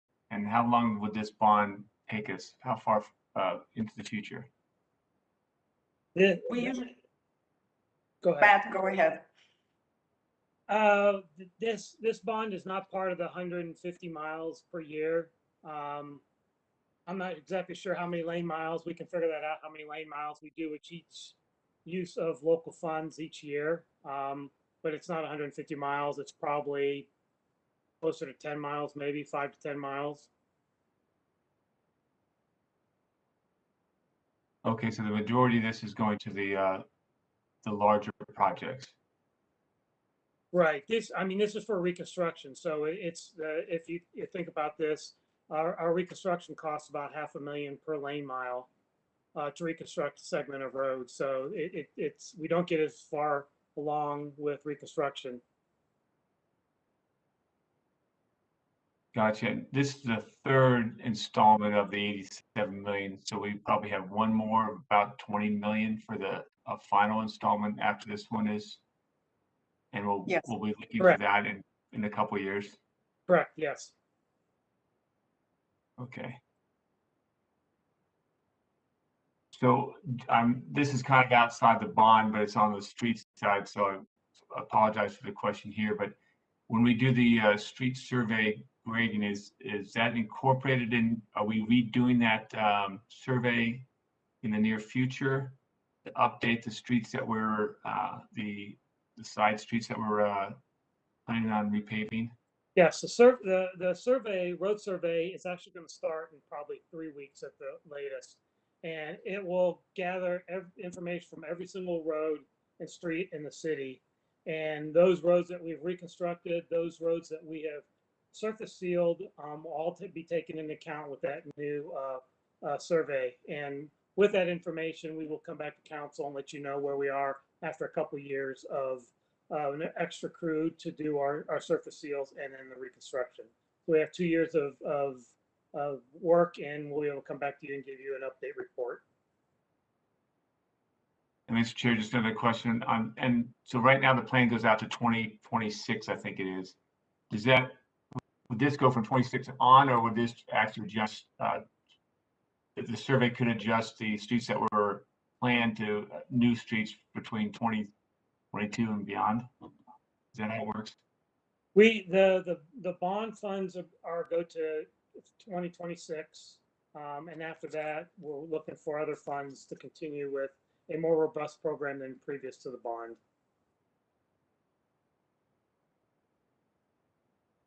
Council Chair, if you don't mind if I weigh in, this is Lorna Vote, Public Services.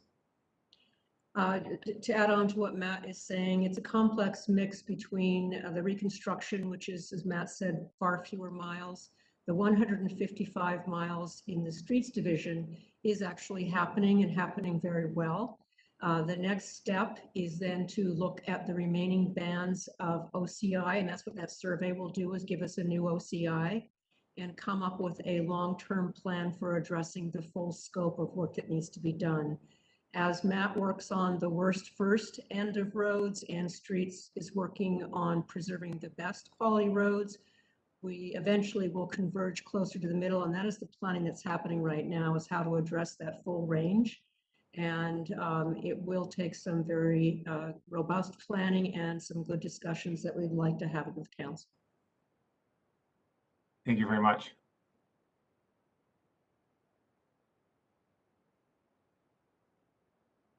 Any other questions, council members?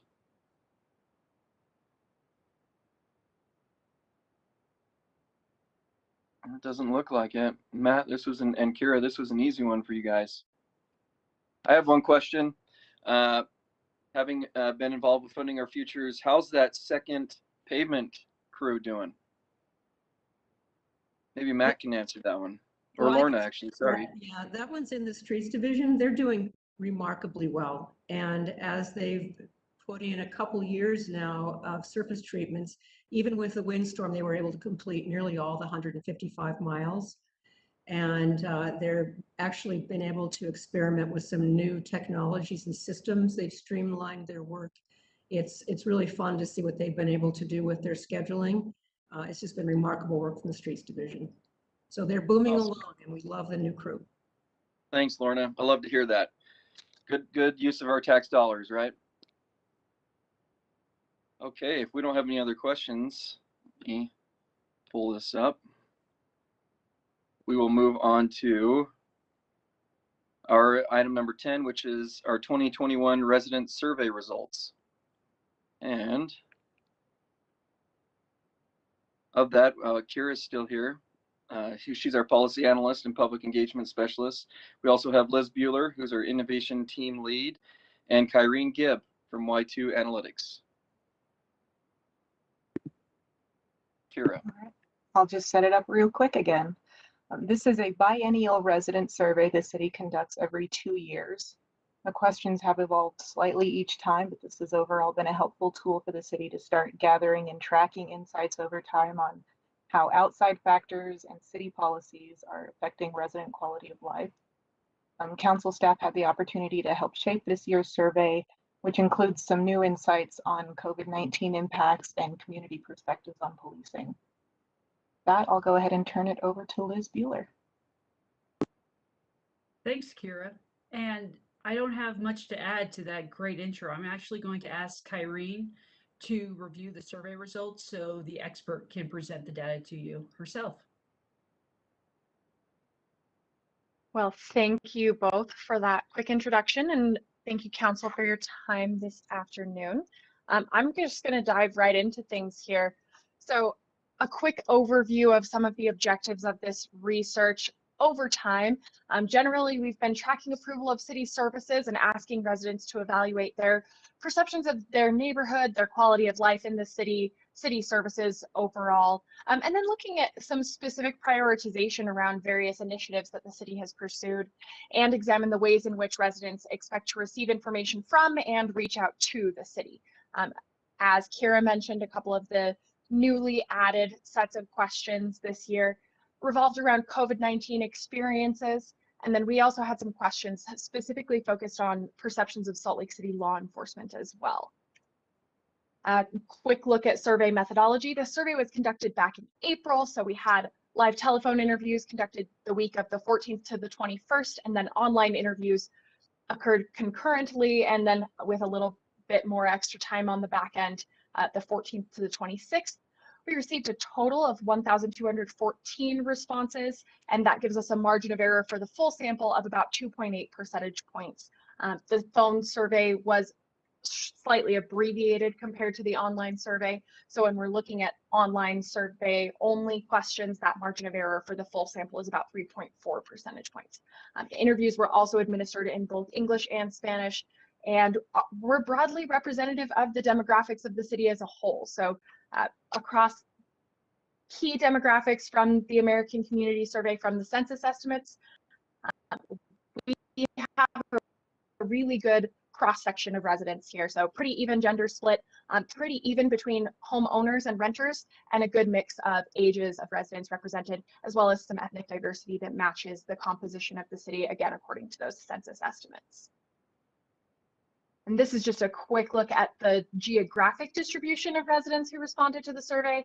As you can see, we've got pretty good coverage throughout the city as a whole, slightly lower response rates in districts 1 and 2, which is what we've seen consistent with responses in the past as well. So those districts are slightly smaller portions of the voter population. They're a little bit more sparsely populated because of some of the commercial areas that we have on the west side of the city. And we know that we just have to work extra hard to get residents in those areas to respond to the survey. So overall, really good geographic and demographic representation of residents throughout the city. So diving into some of the highlights here. Up first, you can see that we have a pretty consistent quality of life rating overall. We're down slightly from the 2019 metric, where we were at an 81 on a 0 to 100 scale, where 100 would be a very high quality of life. So overall, again, residents are pretty consistently satisfied with their quality of life in Salt Lake City. That downtick gets us right back to the 2017 levels. So nothing outside of the range or realm of the ordinary here. It's worth noting that that dip in 2018 represents a survey of not all residents, but rather registered voters specifically. That was a survey conducted in preparation for the Funding Our Future projects. So a little bit of a different population, a little bit of a more critical lens from that population as well. And this is a quick look at those quality of life distributions across council districts. So it's worth noting that our council district 6 has the highest average quality of life rating, an 80 on that 0 to 100 scale. Districts 1 and 2 are just slightly lower at 75 and 76 respectively. But again, overall, really high satisfaction with the quality of life in Salt Lake City. We asked residents to indicate how they felt the city had responded to the COVID-19 pandemic. Again, this is in April, reflecting on the past year or so of the pandemic at that time. Overall, the city receives pretty good marks here, with 64% of residents saying that the city did an excellent or good job in response to the COVID-19 pandemic. The Salt Lake County government also receives majority positive marks here. The state and federal government receiving lower scores from Salt Lake City residents overall. Oh, thanks. I wasn't seeing the last two slides. We also asked residents, oh, sorry, go ahead. I just wasn't seeing the last two slides, so I wanted to Oh, no. let you know. Okay, I see the quality of life by District 1 now, but yeah, I didn't see the last one. No, I appreciate that.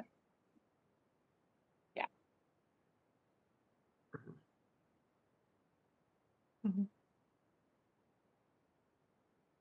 Yeah, I'm wondering, I don't know what's happening here with the slideshow. Let me see if I can get it to catch up. It seems like I might be having connectivity issues. Kyrene, would you like me to share the slideshow? Let's,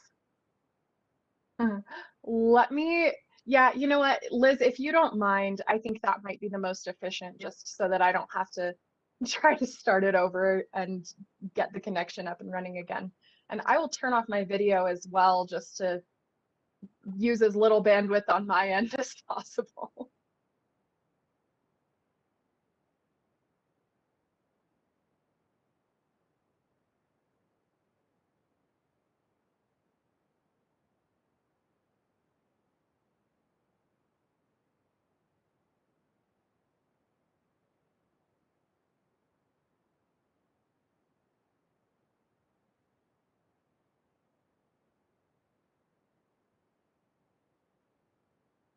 Kyrene, I believe that's where you left off.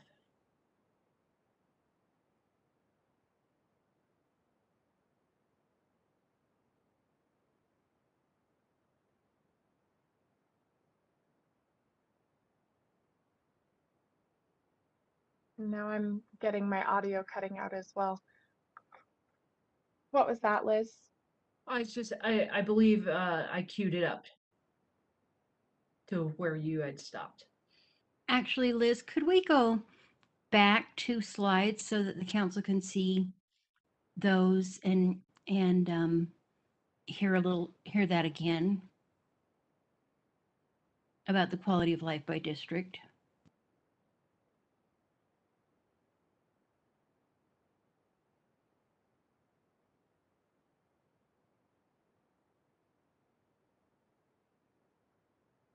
Kyrene, can you revisit that?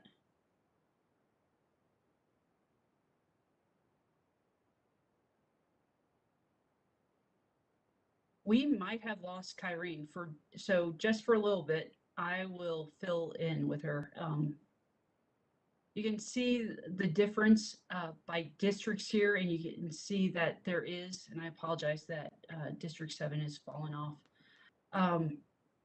You can see by the districts here that there is slightly higher average in districts 5, 6, and 7 and District 3 compared to districts 1, 2, and 4.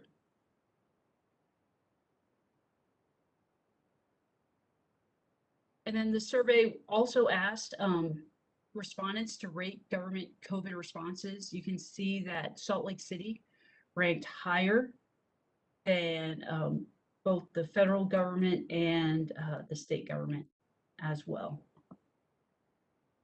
And they felt, overall respondents felt that Salt Lake City did a good job with COVID response last year. Thank you, Liz. I'm sorry I was cutting out there.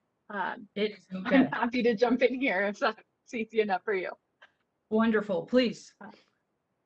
Okay, so apologies for the technical difficulties, folks. So our next set of questions here, we asked residents to what extent their access to city services was affected during the pandemic. And a majority of residents indicated that their access to city services in Salt Lake was only impeded to a small extent or not at all. So 58% total said it had a small or negligible impact on their access to city services. We did have 30% of residents who said that their access to city services was moderately affected, and then 12% who said that their access to city services was affected to a great extent. I think it's helpful to know that among residents who had access to some of those emergency aid or relief resources in response to the COVID pandemic, 17% took advantage of those opportunities. So a larger share than those who said their city service access was impacted to a great extent, which I think points to a good management of circumstances in less than ideal scenarios, to be sure. We can go ahead to the next slide. Great. So this is a quick look at our top city service ratings. Overall, we're pretty consistent with what we've seen in the past here. Fire department and paramedics at the top of our list of highly rated city services. on a 1 to 7 scale. None of the changes on this slide compared to 2019 were statistically significant. So overall, a really similar lineup of satisfaction with city services compared to what we've seen in the past. Next slide. There are 2 exceptions to that overall rule. The police department ratings and the ratings of homeless services in the city have changed in a manner that is statistically significant compared to 2019. So our ratings for both of those services has dropped a little bit. On that 7-point scale, a change of 0.7 points is statistically significant. So again, just a shift there in perceptions of homeless services and the police department overall, but otherwise a very similar picture to what we've seen in the past here. Including, I'll just mention really quickly, an increase in or positive perceptions of street maintenance. That one's not statistically significant, but I do think it's worth noting given all the Funding Our Future projects and things that have been prioritized over the past 2 years, that that perception or that rating is going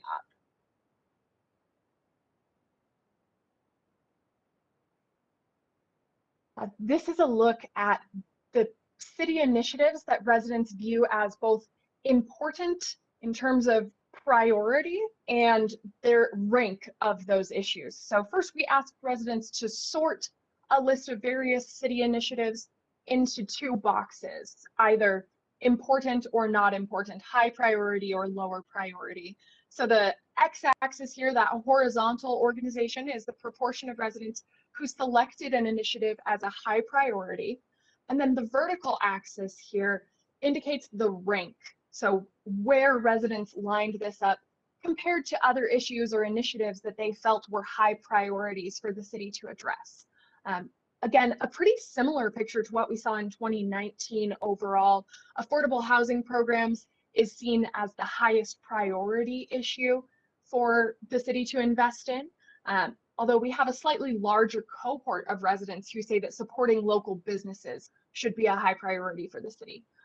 This is something that has increased since 2019, likely largely because of the impacts of the COVID-19 pandemic on our local economy. There's certainly been some surge to support local businesses in the area, but expanding sustainability programs and improving city street conditions are consistently high priority and popular initiatives.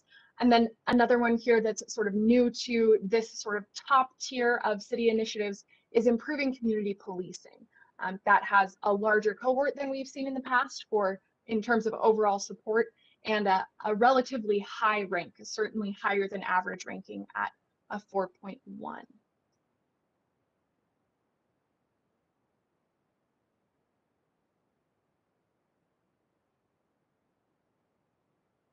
This is a quick look at the ways in which residents have contacted the city. So we know that about 40% of residents indicated that they contacted the city in the past year. Most of those used the phone to reach out to the city, whether that was to gather information or seek services. About a third, respectively, used the city website or email. And then again, in the wake of the COVID-19 pandemic, we've seen a pretty sharp decrease in the number of in-person contacts from residents reaching out to the city for service or some other request. When it comes to the mode that residents prefer to use, if given only one option or if they had to pick their most preferred way to reach out to the city, about a third of residents indicate that they would prefer to reach out to the city over the phone, which makes that the most popular means of communication. But the city website and email are really neck and neck there. So certainly multimodal contact avenues are largely utilized and preferred by city residents. And then this next slide is a quick look at the ways in which residents would prefer to receive information from the city. So whereas the slide before was how residents are reaching out to Salt Lake City offices, this is a quick look at how residents would like to get information or news from the city. Social media has increased in popularity pretty significantly, with 43% of residents indicating that they have used social media to gain information about the city in the past year. The newspaper is Still a very prominent source as well, though down just slightly from 2019. 39% of residents say that they rely on the newspaper for city information. And then emails from the city website, and the city newsletter, or an insert in the municipal bill, are really second tier, all statistically tied there basically for our second most or third most utilized resources.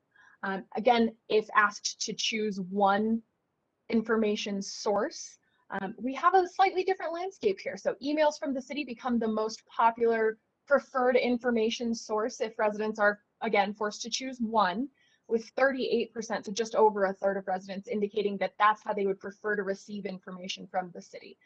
I will say there's a little bit of a digital bias here because this was one of those questions that was only asked to residents completing the survey online. So we might see a little bit of a different landscape were this question administered over the phone. But social media, newspaper, and the city website are all also popular ways of receiving information about the city. And then city hosted virtual events down there at the bottom of the list, with 10% of residents suggesting that that's how they prefer to get information about the city. Certainly this is something that's risen in popularity and prominence in the wake of COVID-19. Our last couple slides here are just looking at perceptions of law enforcement. So overall, we have about 66% of residents who say that they trust the police in Salt Lake City, at least a moderate amount. 25% have a great deal of trust in the police department, and 41% a moderate amount. That majority is pretty consistent across demographic subgroups as well. So racial minority respondents or people of color in the community have about equal perceptions or levels of trust in the police, as do their white counterparts in the city. New residents and long-term residents are relatively close as well. 61% of newer residents indicate that they trust the police in Salt Lake City at least a moderate amount. Where we start to see some differences are looking at our LGBTQIA and non-binary residents. While we have a small sample size of those in the community, our respondents who represent those groups have significantly lower levels of trust in the Salt Lake City Police Department. And our youngest cohort of respondents report lower levels of trust in the police department as well, 50% among 18 to 34-year-old residents compared to the rest of the city, which is roughly in the mid-60s there. So while residents do have majority trust in the police, a majority of residents indicate that they have at least a moderate amount of trust in the police department. Certainly there are some perceptions that there's room for improvement in the way that policing is handled in Salt Lake City. A majority of residents, and in fact a super majority of residents, agree that law enforcement agencies should build relationships with the community to develop strategies that reduce crime and disorder. More than 2/3 of residents also agree that local law enforcement officers need to do a better job working with community members to identify problems and solutions, that local law enforcement officers should attend community events, give public presentations, and participate in community service projects, and that it would be valuable for the community if local officers interacted with the public outside of enforcing the law. So a lot of support here for some of those community policing initiatives, getting law enforcement officers involved in the communities they serve in ways that are not punitive. Where we start to see some interesting division in these responses is when we start to talk about the budget as it relates to law enforcement. So we have two sort of polarized statements here. Decreasing the law enforcement budget will make my community less safe. That is a pretty divisive statement. We have nearly equal levels of agreement and disagreement there. And then providing more funding to police will improve law enforcement in my community. Again, we're really splitting the city down the middle there with nearly equal levels of agreement and disagreement when it comes to either decreasing the budget or increasing the budget for the Salt Lake City Police Department. So no silver bullets here, I'm afraid, but certainly some interesting perspectives about local law enforcement in Salt Lake City. And then the last slide I have is just a quick recap. So these are some of the findings that we thought were most prominent from the survey, sort of, again, tracking data that we've seen over time and highlighting a couple of those new points that we've seen. So overall quality of life remains relatively stable from prior years, but again, we're certainly seeing the effects of COVID-19 in many of the survey responses, not just questions that are directly related to the pandemic. We also find overall that residents are satisfied with their neighborhoods and are willing to pay for infrastructure improvements.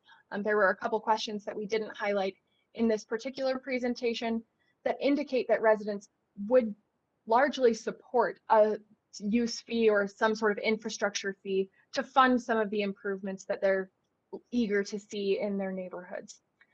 Residents also are overall positive about the economic outlook of the city. They're less likely to say that there are job opportunities for people like them in the city, but residents are very enthusiastic, again, thinking about those city initiatives that we highlighted for the city to support local businesses, and that was evident in a couple areas of the survey. And then a quick review of our communication preferences. Email is a popular two-way mode of interacting with the city, both for contacting and receiving information, but overall residents still prefer to reach out via phone if they're looking to contact the city. That's the primary method of communication.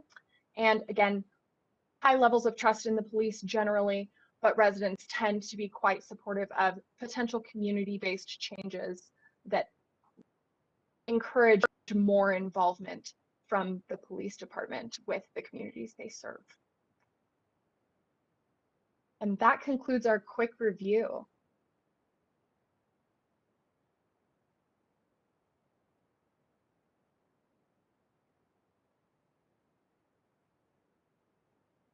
Great, thank you, Kyrene and Elizabeth. Turn it over to questions from council members. Or comments, questions or comments. My only comment would be thank you very much for the thorough nature of the study. That seems to pretty well answer all the questions. So, it's our pleasure. Thank you. Kyrene, I've got a question for you. When you asked the residents of Salt Lake City about the $25 fee, how did you say that that fee would come about? What would that fee actually be? Yep, that is a great question. So the framing for that fee, and I'm going to just jump back to that on my version of the presentation so that I get the wording right here. If I remember correctly, sorry, I'm just scanning through the significantly longer version of the slide deck to pull up the question wording. I should have called it out immediately, but I wanted you to get through your presentation, so. That's okay, I appreciate it. So we did not indicate a specific mechanism for that $25 fee. Instead, we just said, we asked residents how willing they would be to pay an additional $25 per year. The goal there was to gauge a willingness to pay and an interest in this type of fee to support infrastructure projects without tying the city's hand to one mechanism or another. So certainly that's still open to additional interpretation and investigation. Yeah, I don't know of any fee that's for renters or tenants. I don't know of any fee out there that you could pay, charge them with. I know that you could do that with property tax, which are property owners in the city. So if you're looking at your statistics and using 50% renters and 50% homeowners, I mean, that would only affect those people that own homes. Yeah, I guess the interesting sort of loophole there is many cities will do some sort of a utility usage fee that impacts renter and owner households if it's attached to some sort of municipal utility that's administered through the city. That said, I know different apartment complexes and rental situations handle all of those things differently. So whether it's a fee that's directly passed to the renters in the same way is, yeah, certainly open to interpretation. Totally. I'd love to see a way that everybody is able to be charged fairly for that. You know what I mean? And just something to highlight as well is that District 1 has the largest percentage of home ownership. And I'm wondering if that had something to do why the number of strongly disagree with that fee, because, you know, the majority, I shouldn't say the majority, but the highest percentage of home ownership is from District 1. So just something to. That's a great call out. Yeah, just something to think about on that. So, And we could certainly look at that level of support broken out by homeowners and renters as well to see if that's where all of that disparity is coming from. I think we're likely also looking at some of the socioeconomic differences between the districts when we see those levels of support. $25 in Council District 6 is maybe not perceived quite the same way as it is in Council District 1. So totally. I agree with you wholeheartedly there. So, yeah. Great, Kyrene. I really appreciate it. Council members, any other questions? Looks good. Okay, let me pull up my agenda. Unless Liz Bueller wanted to add anything else. I don't have anything else, council member. Oh, come on, Liz. Sorry, not today. I don't want to stop. Okay. So move on. And I guess we're going to look at board appointments. Maybe you'll let me know if Mike Christensen's here for being appointed to the Planning Commission. We also have Alejandro Moya, who's looking to be appointed to the Art Design Board. Color Maish, and I'm sorry, I probably murdered your last name. I know she's here, I saw her. The Art Design Board, Arts Council Board, Josanne Glass, Sarah Longoria to the Arts Council Board, and Carlton Getz to the Historic Landmark Commission. So maybe, Taylor, you can let me know if any of those are here. I know Color is. It looks like Color is the only one at the moment. Okay, well, let's jump straight to Color then. Hello. And Color, please tell me how to pronounce your last name since I murdered it. Maish. Very, yeah. Looks harder than it is. That's a lot more simpler when you say it. Yeah. Thanks for having me. I appreciate it. Yeah, so give us a little idea why you want to be appointed to the Art Design Board. Okay. Well, I've been a lifelong resident off and on of Salt Lake City. And I think at this point, you know, our city is growing so much that it's just such an exciting time to be a part of how our public art expands as our city grows, and hopefully working to have it reflect new ideas. I'm really passionate about the potential of working with underrepresented and emerging artists as a new voice in our community. And I'm also really passionate about how our visual world, how it shapes our relationship to all of our world around us. And I feel like public art has this amazing way of allowing us into that world. And especially when there is community buy-in. I think when there are broader and more stories told by more people, people have a bigger tendency to engage with that art. And I'm really interested in being a part of that. So that's probably the nut of it. Appreciate that. Anybody have any questions for Color?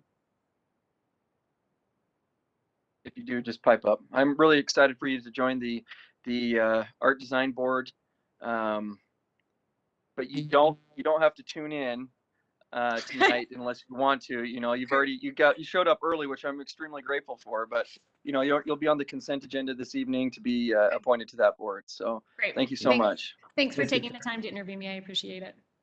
Mr. Chair, Councilmember Mono has something to say, I think.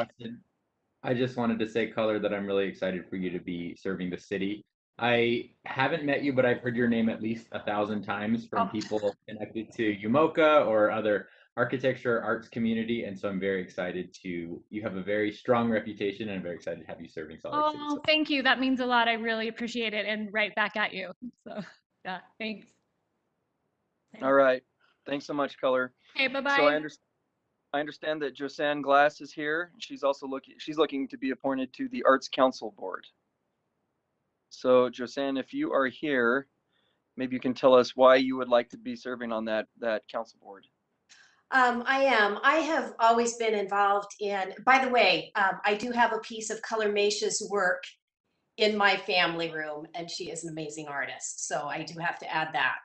before Well, I. it's a small world. Look at that. That's awesome. It's especially small world in Salt Lake. I have been involved in some kind of volunteer work, probably really since college. When I was a big sister for Big Brothers and Big Sisters, I worked the suicide and crisis hotline Sunday graveyard shift for years in San Jose.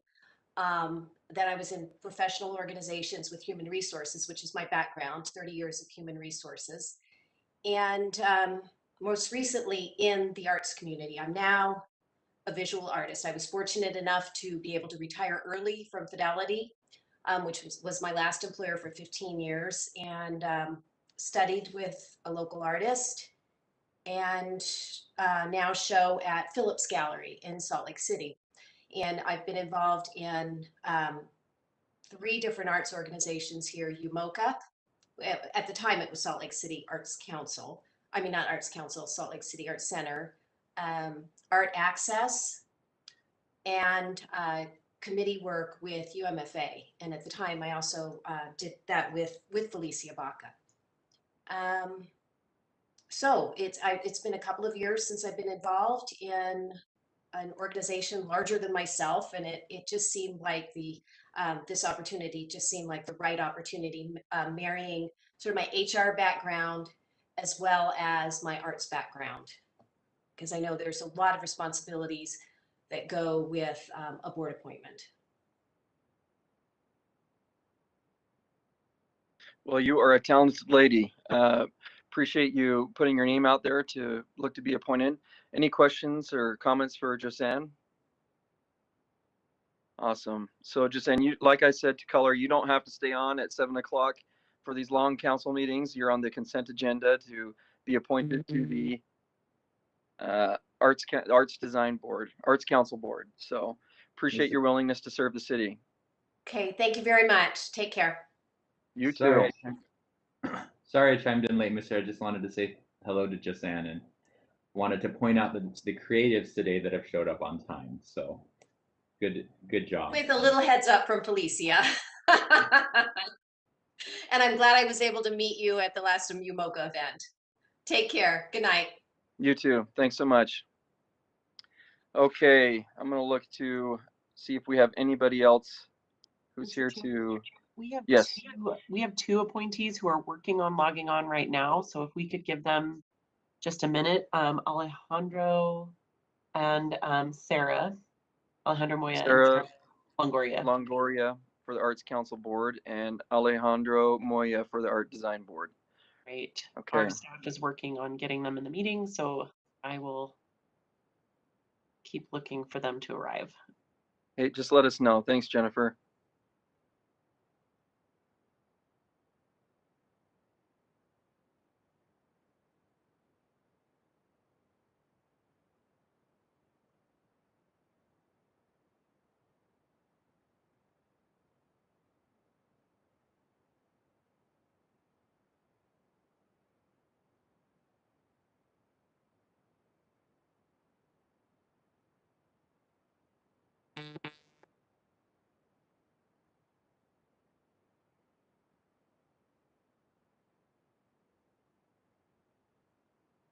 Did everyone have a great holiday?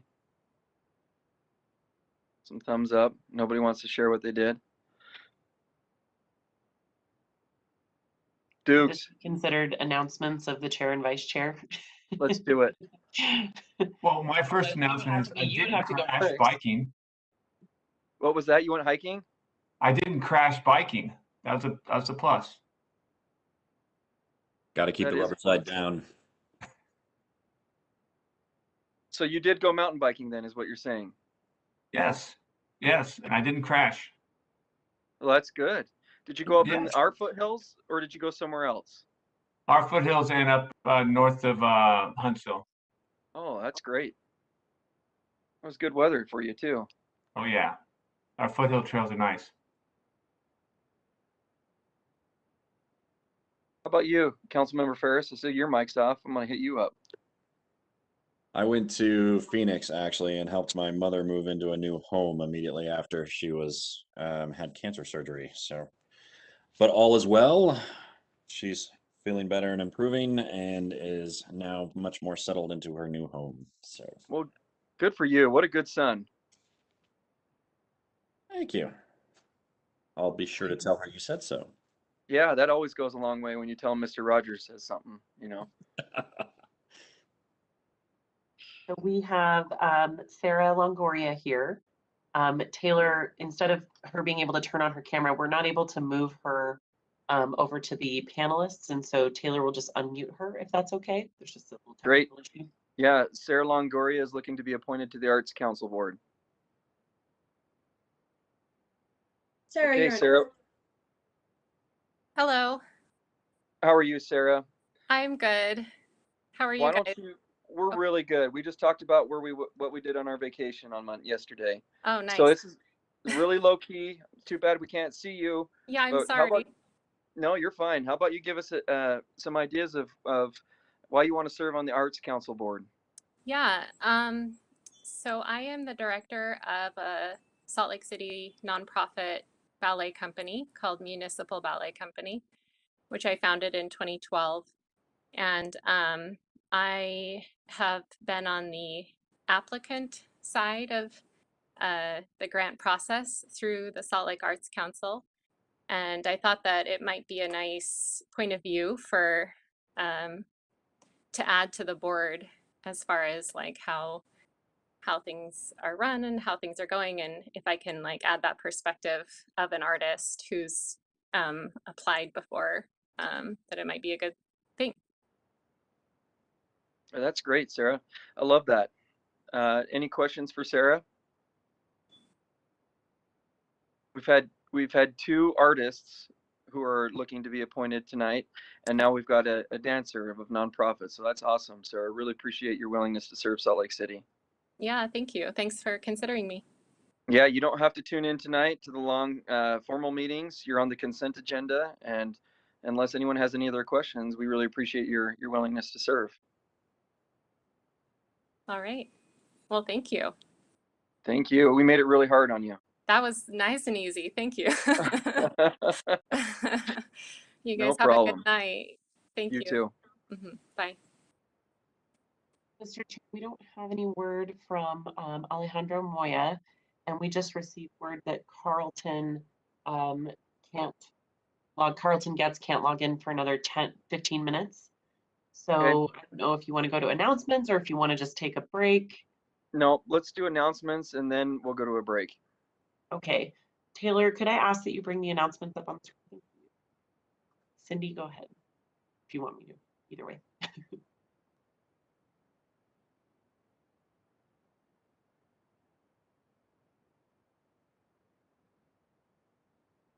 Well, Cindy, if you're speaking, I think you're muted. She might not be in the best spot either right now. Let's see. Right. I'll just chime in. Great. The first announcement is the Wasatch Front Regional Council is having a workshop on November 1st for municipal elected and appointed officials in northern Salt Lake County, specifically to update the transportation components of the Wasatch Choice Regional Vision. This plan is revised every 4 years. The meeting will run from about 4 to 6 p.m. We've added this workshop to the calendar, but let staff know if you plan on attending so that we can make sure that they are prepared for you guys. There's a little bit more information for you guys there. So if anyone has any questions about that. Just get with council staff. Yep. I can't see if people are waving at me if they have questions. Okay. I think we're good. Okay, so then the next item is an opportunity to close out previous year's legislative intents before the September 14th briefing. We've handled legislative intents differently different years, so this is just one other way we're trying to handle it, and wanting to give you guys an opportunity to look through the legislative intents before we have a public briefing on it. And so let's see, there's also some time to discuss legislative intents that have been pending from this year or before. So the chair and vice chair requested that council members review the list of previous year's intents. Allison sent it this last Thursday, so it's in your email from her from September 2nd. And so if you could just take a quick look through those so that we can have a quicker discussion, that would be great. Also, if you have specific thoughts like, oh, this legislative intent, you know, seems out of date, doesn't really, I'm not really interested in anymore. That's the kind of feedback that's really valuable for staff to have, because then we don't have to take your time during the briefing going through that stuff. So if you could take a look at her email and let us know any of your thoughts for the 14th, that would be great, or just ready to come on the 14th. And that's it, Mr. Chair. Okay, thank you, Jennifer. Alejandro's made it. I can see him on our screen. So if you wouldn't mind, Alejandro, why don't you give us why you want to serve on the art design board? We'd love to hear. Hi, well, thank you everyone for meeting with me. I am a designer and an artist, and the reason why I want to serve is similar to why I make art and I'm design. You know, I think that art and design is a powerful force in the life of people, you know, and can be transformative, can build community, it can lift the spirit. And so I want to now lend my services, not just as artist and designer, but also in making, being a part of the team that selects the type of art that, you know, is in our public spaces. I think that I have skills and experience, you know, that will be beneficial to our city, to the board. And honestly, I was very excited, you know, when I heard about the opportunity to help. You know, I'm very interested on how art can connect people to each other, you know, and on how we can see ourselves reflected on the art, or how art can speak to ourselves. I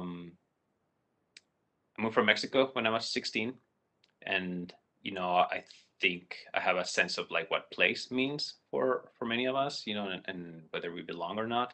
And I think art, public art, is a great way to create spaces for everyone, you know, to feel people welcome, and also, you know, for the economy, you know, to create landmarks that create public interest and create experiences for visitors, for people who live here. And so I think that's part of why I want to be in the board. Appreciate that, Alejandro. That's a great background into your professional life. So any questions for Alejandro? No, looks like everyone's a thumbs up. You don't need to tune in tonight at 7 o'clock for the formal meeting.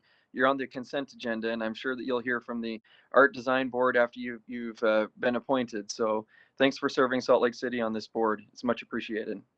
Mr. Chair, I just wanted to, not a question, but wanted to say hi to Alex and thanks for volunteering and to lend your professional talents to our boards. So it's good to see you.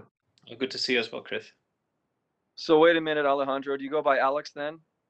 I go by both. Or do only your friends call you Alex? So I need to start calling you Alex, is what you're saying, right? Yes. Yeah. Okay, appreciate it, Alex. And like I said, you're on our consent agenda for this evening. All right. Thank you so much. Yep. We have Carlton Getz for Historic Landmark Commission, and I believe just one more, Mike Christensen for the Planning Commission. And Mike Christensen is here. Carlton is still not in the meeting, so let's go to Mike Christensen. Okay. Mike, I don't know if you heard the introduction from Alex, but we'd love to hear why you want to serve on the Planning Commission. Well, I am just looking for opportunities to serve in the city, and given my background with the Master of City and Metropolitan Planning, I felt that this would be a good fit. And yeah, I just would enjoy the opportunity to learn more about Salt Lake City and to have this experience. Well, for those other council members, Mike has served on several other boards in the city too. He's very dedicated to Salt Lake City. So This is a really great commission to be on. You'll learn a lot. You know, there's an analogy that you drink from a fire hose once you're an elected official. I think the Planning Commission is the exact same way. And I think Councilmember Darren Mano, who's also an architect, could tell you that it is. It's a learning curve for sure. So we appreciate your willingness to serve and do that for Salt Lake City. Any questions or comments for Mike? Yes, Anna. I just wanted to say thank you, Mike, for being so persistent and like involved with Salt Lake City. It's important, and I love that you know a lot of Salt Lake City already. Like James said, we've seen you in different committees, come over to community council meetings, to all sorts of meetings that the city puts together and other agencies. So I don't know if it's going to be such a fire hose for Mike. I think he's well versed. So I'm excited because you're going to be able to contribute so much because you know already so much. So thank you. Thanks, Anna. And Mike, I'm sure you heard me say this. You don't have to tune in tonight at 7. You're on the consent agenda. I haven't heard any concerns or issues. So sounds good. Chris yeah. does have his hand up. Well, yeah. Good for Chris. Maybe I won't call on him. I'm just kidding. No, I don't have a concern. Just a question, Mike. You've been involved in a lot with the city. What do you? How do you feel about? And how do you view the feedback from the public as part of the Planning Commission? I believe it's important to listen to the public, but it also is very important to, for lack of a better way of saying it, to sort between just public clamor and legitimate public concerns. And so often the loudest voices aren't the most representative. Okay, thank you. I appreciate your answer. Thanks. Thanks, Mike. Back to my closing statement that you are on the consent agenda for this evening. So knowing you probably will tune in, but if you don't, you're pretty clear. So sounds good. Appreciate it. Thanks. And Mr. Chair, I don't see Carlton Getz yet. I am just doing one more scroll. I think he said he was available to log in. Taylor, can you help me remember what time that was that he said he could log in 15 minutes?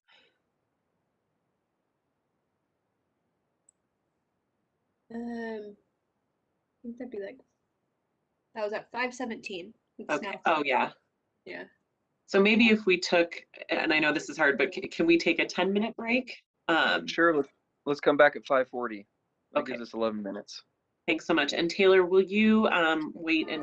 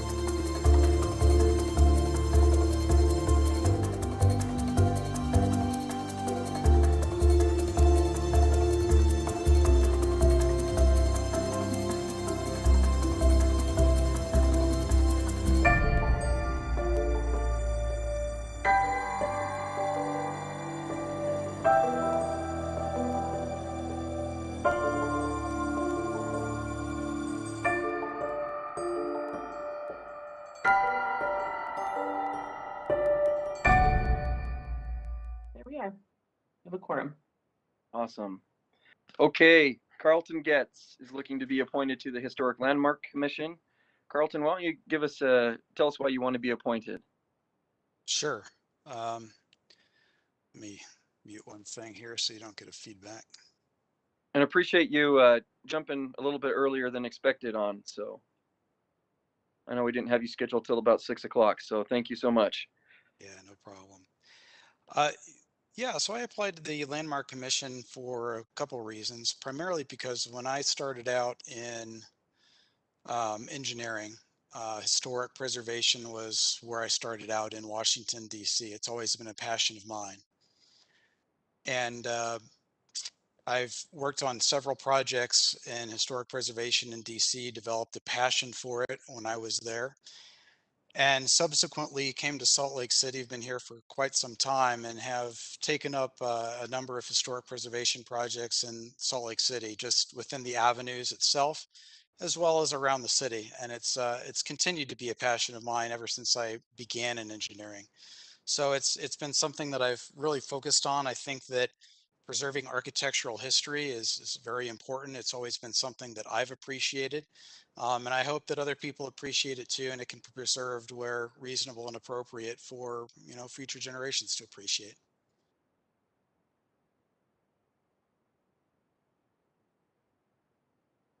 Appreciate that, Carlton.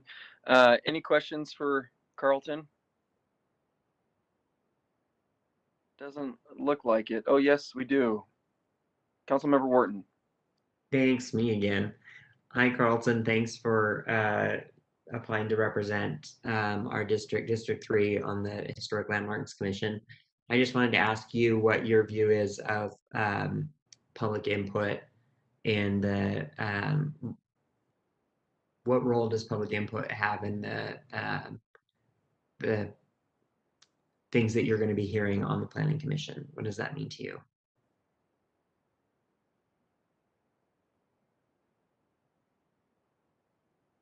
Oh, shoot. I think we lost him. He was spinning as soon as he finished. There he is. Can you hear us now, Carlton? The public input is always important. It's something that needs to be considered.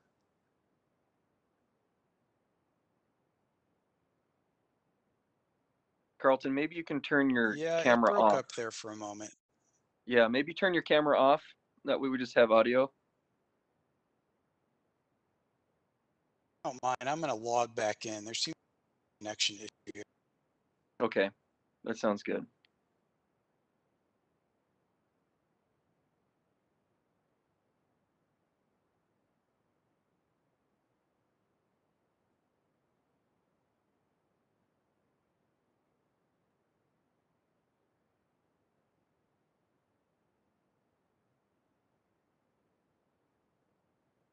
How's that? Is that any better?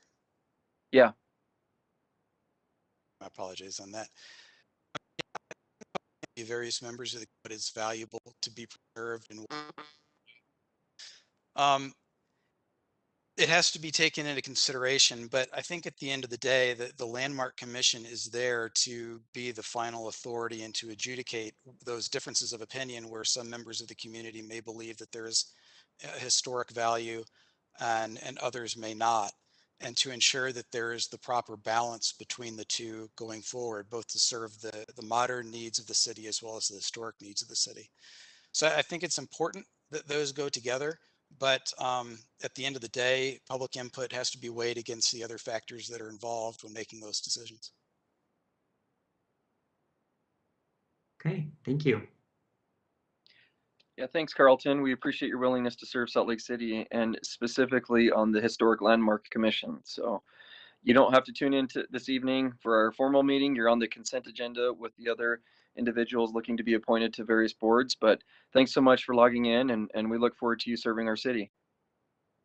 I'm looking forward to it myself. Thank you for your time, and apologize for the little audio error there. No, you're great. You tuned in early for us, so that was a great help for us. We moved right along in our meeting today, so thank you. Great. Have a good evening. You Thank too. you. We did I don't have anything to report. Cindy, maybe you want to go over the announcements one more time just to make sure. Maybe there was something else you wanted to add, unless you're in the circle of death. I spent a lot of time in the circle of death. But no, Jennifer covered everything, so we're set. Okay, Thank you very great. much. Sorry, I was frozen. Nope. And then we don't have a closed session this evening, so I think we are good until 7 o'clock. So you guys go to one of your local restaurants. You've got an hour and 14 minutes till 7 o'clock. So thanks, everyone.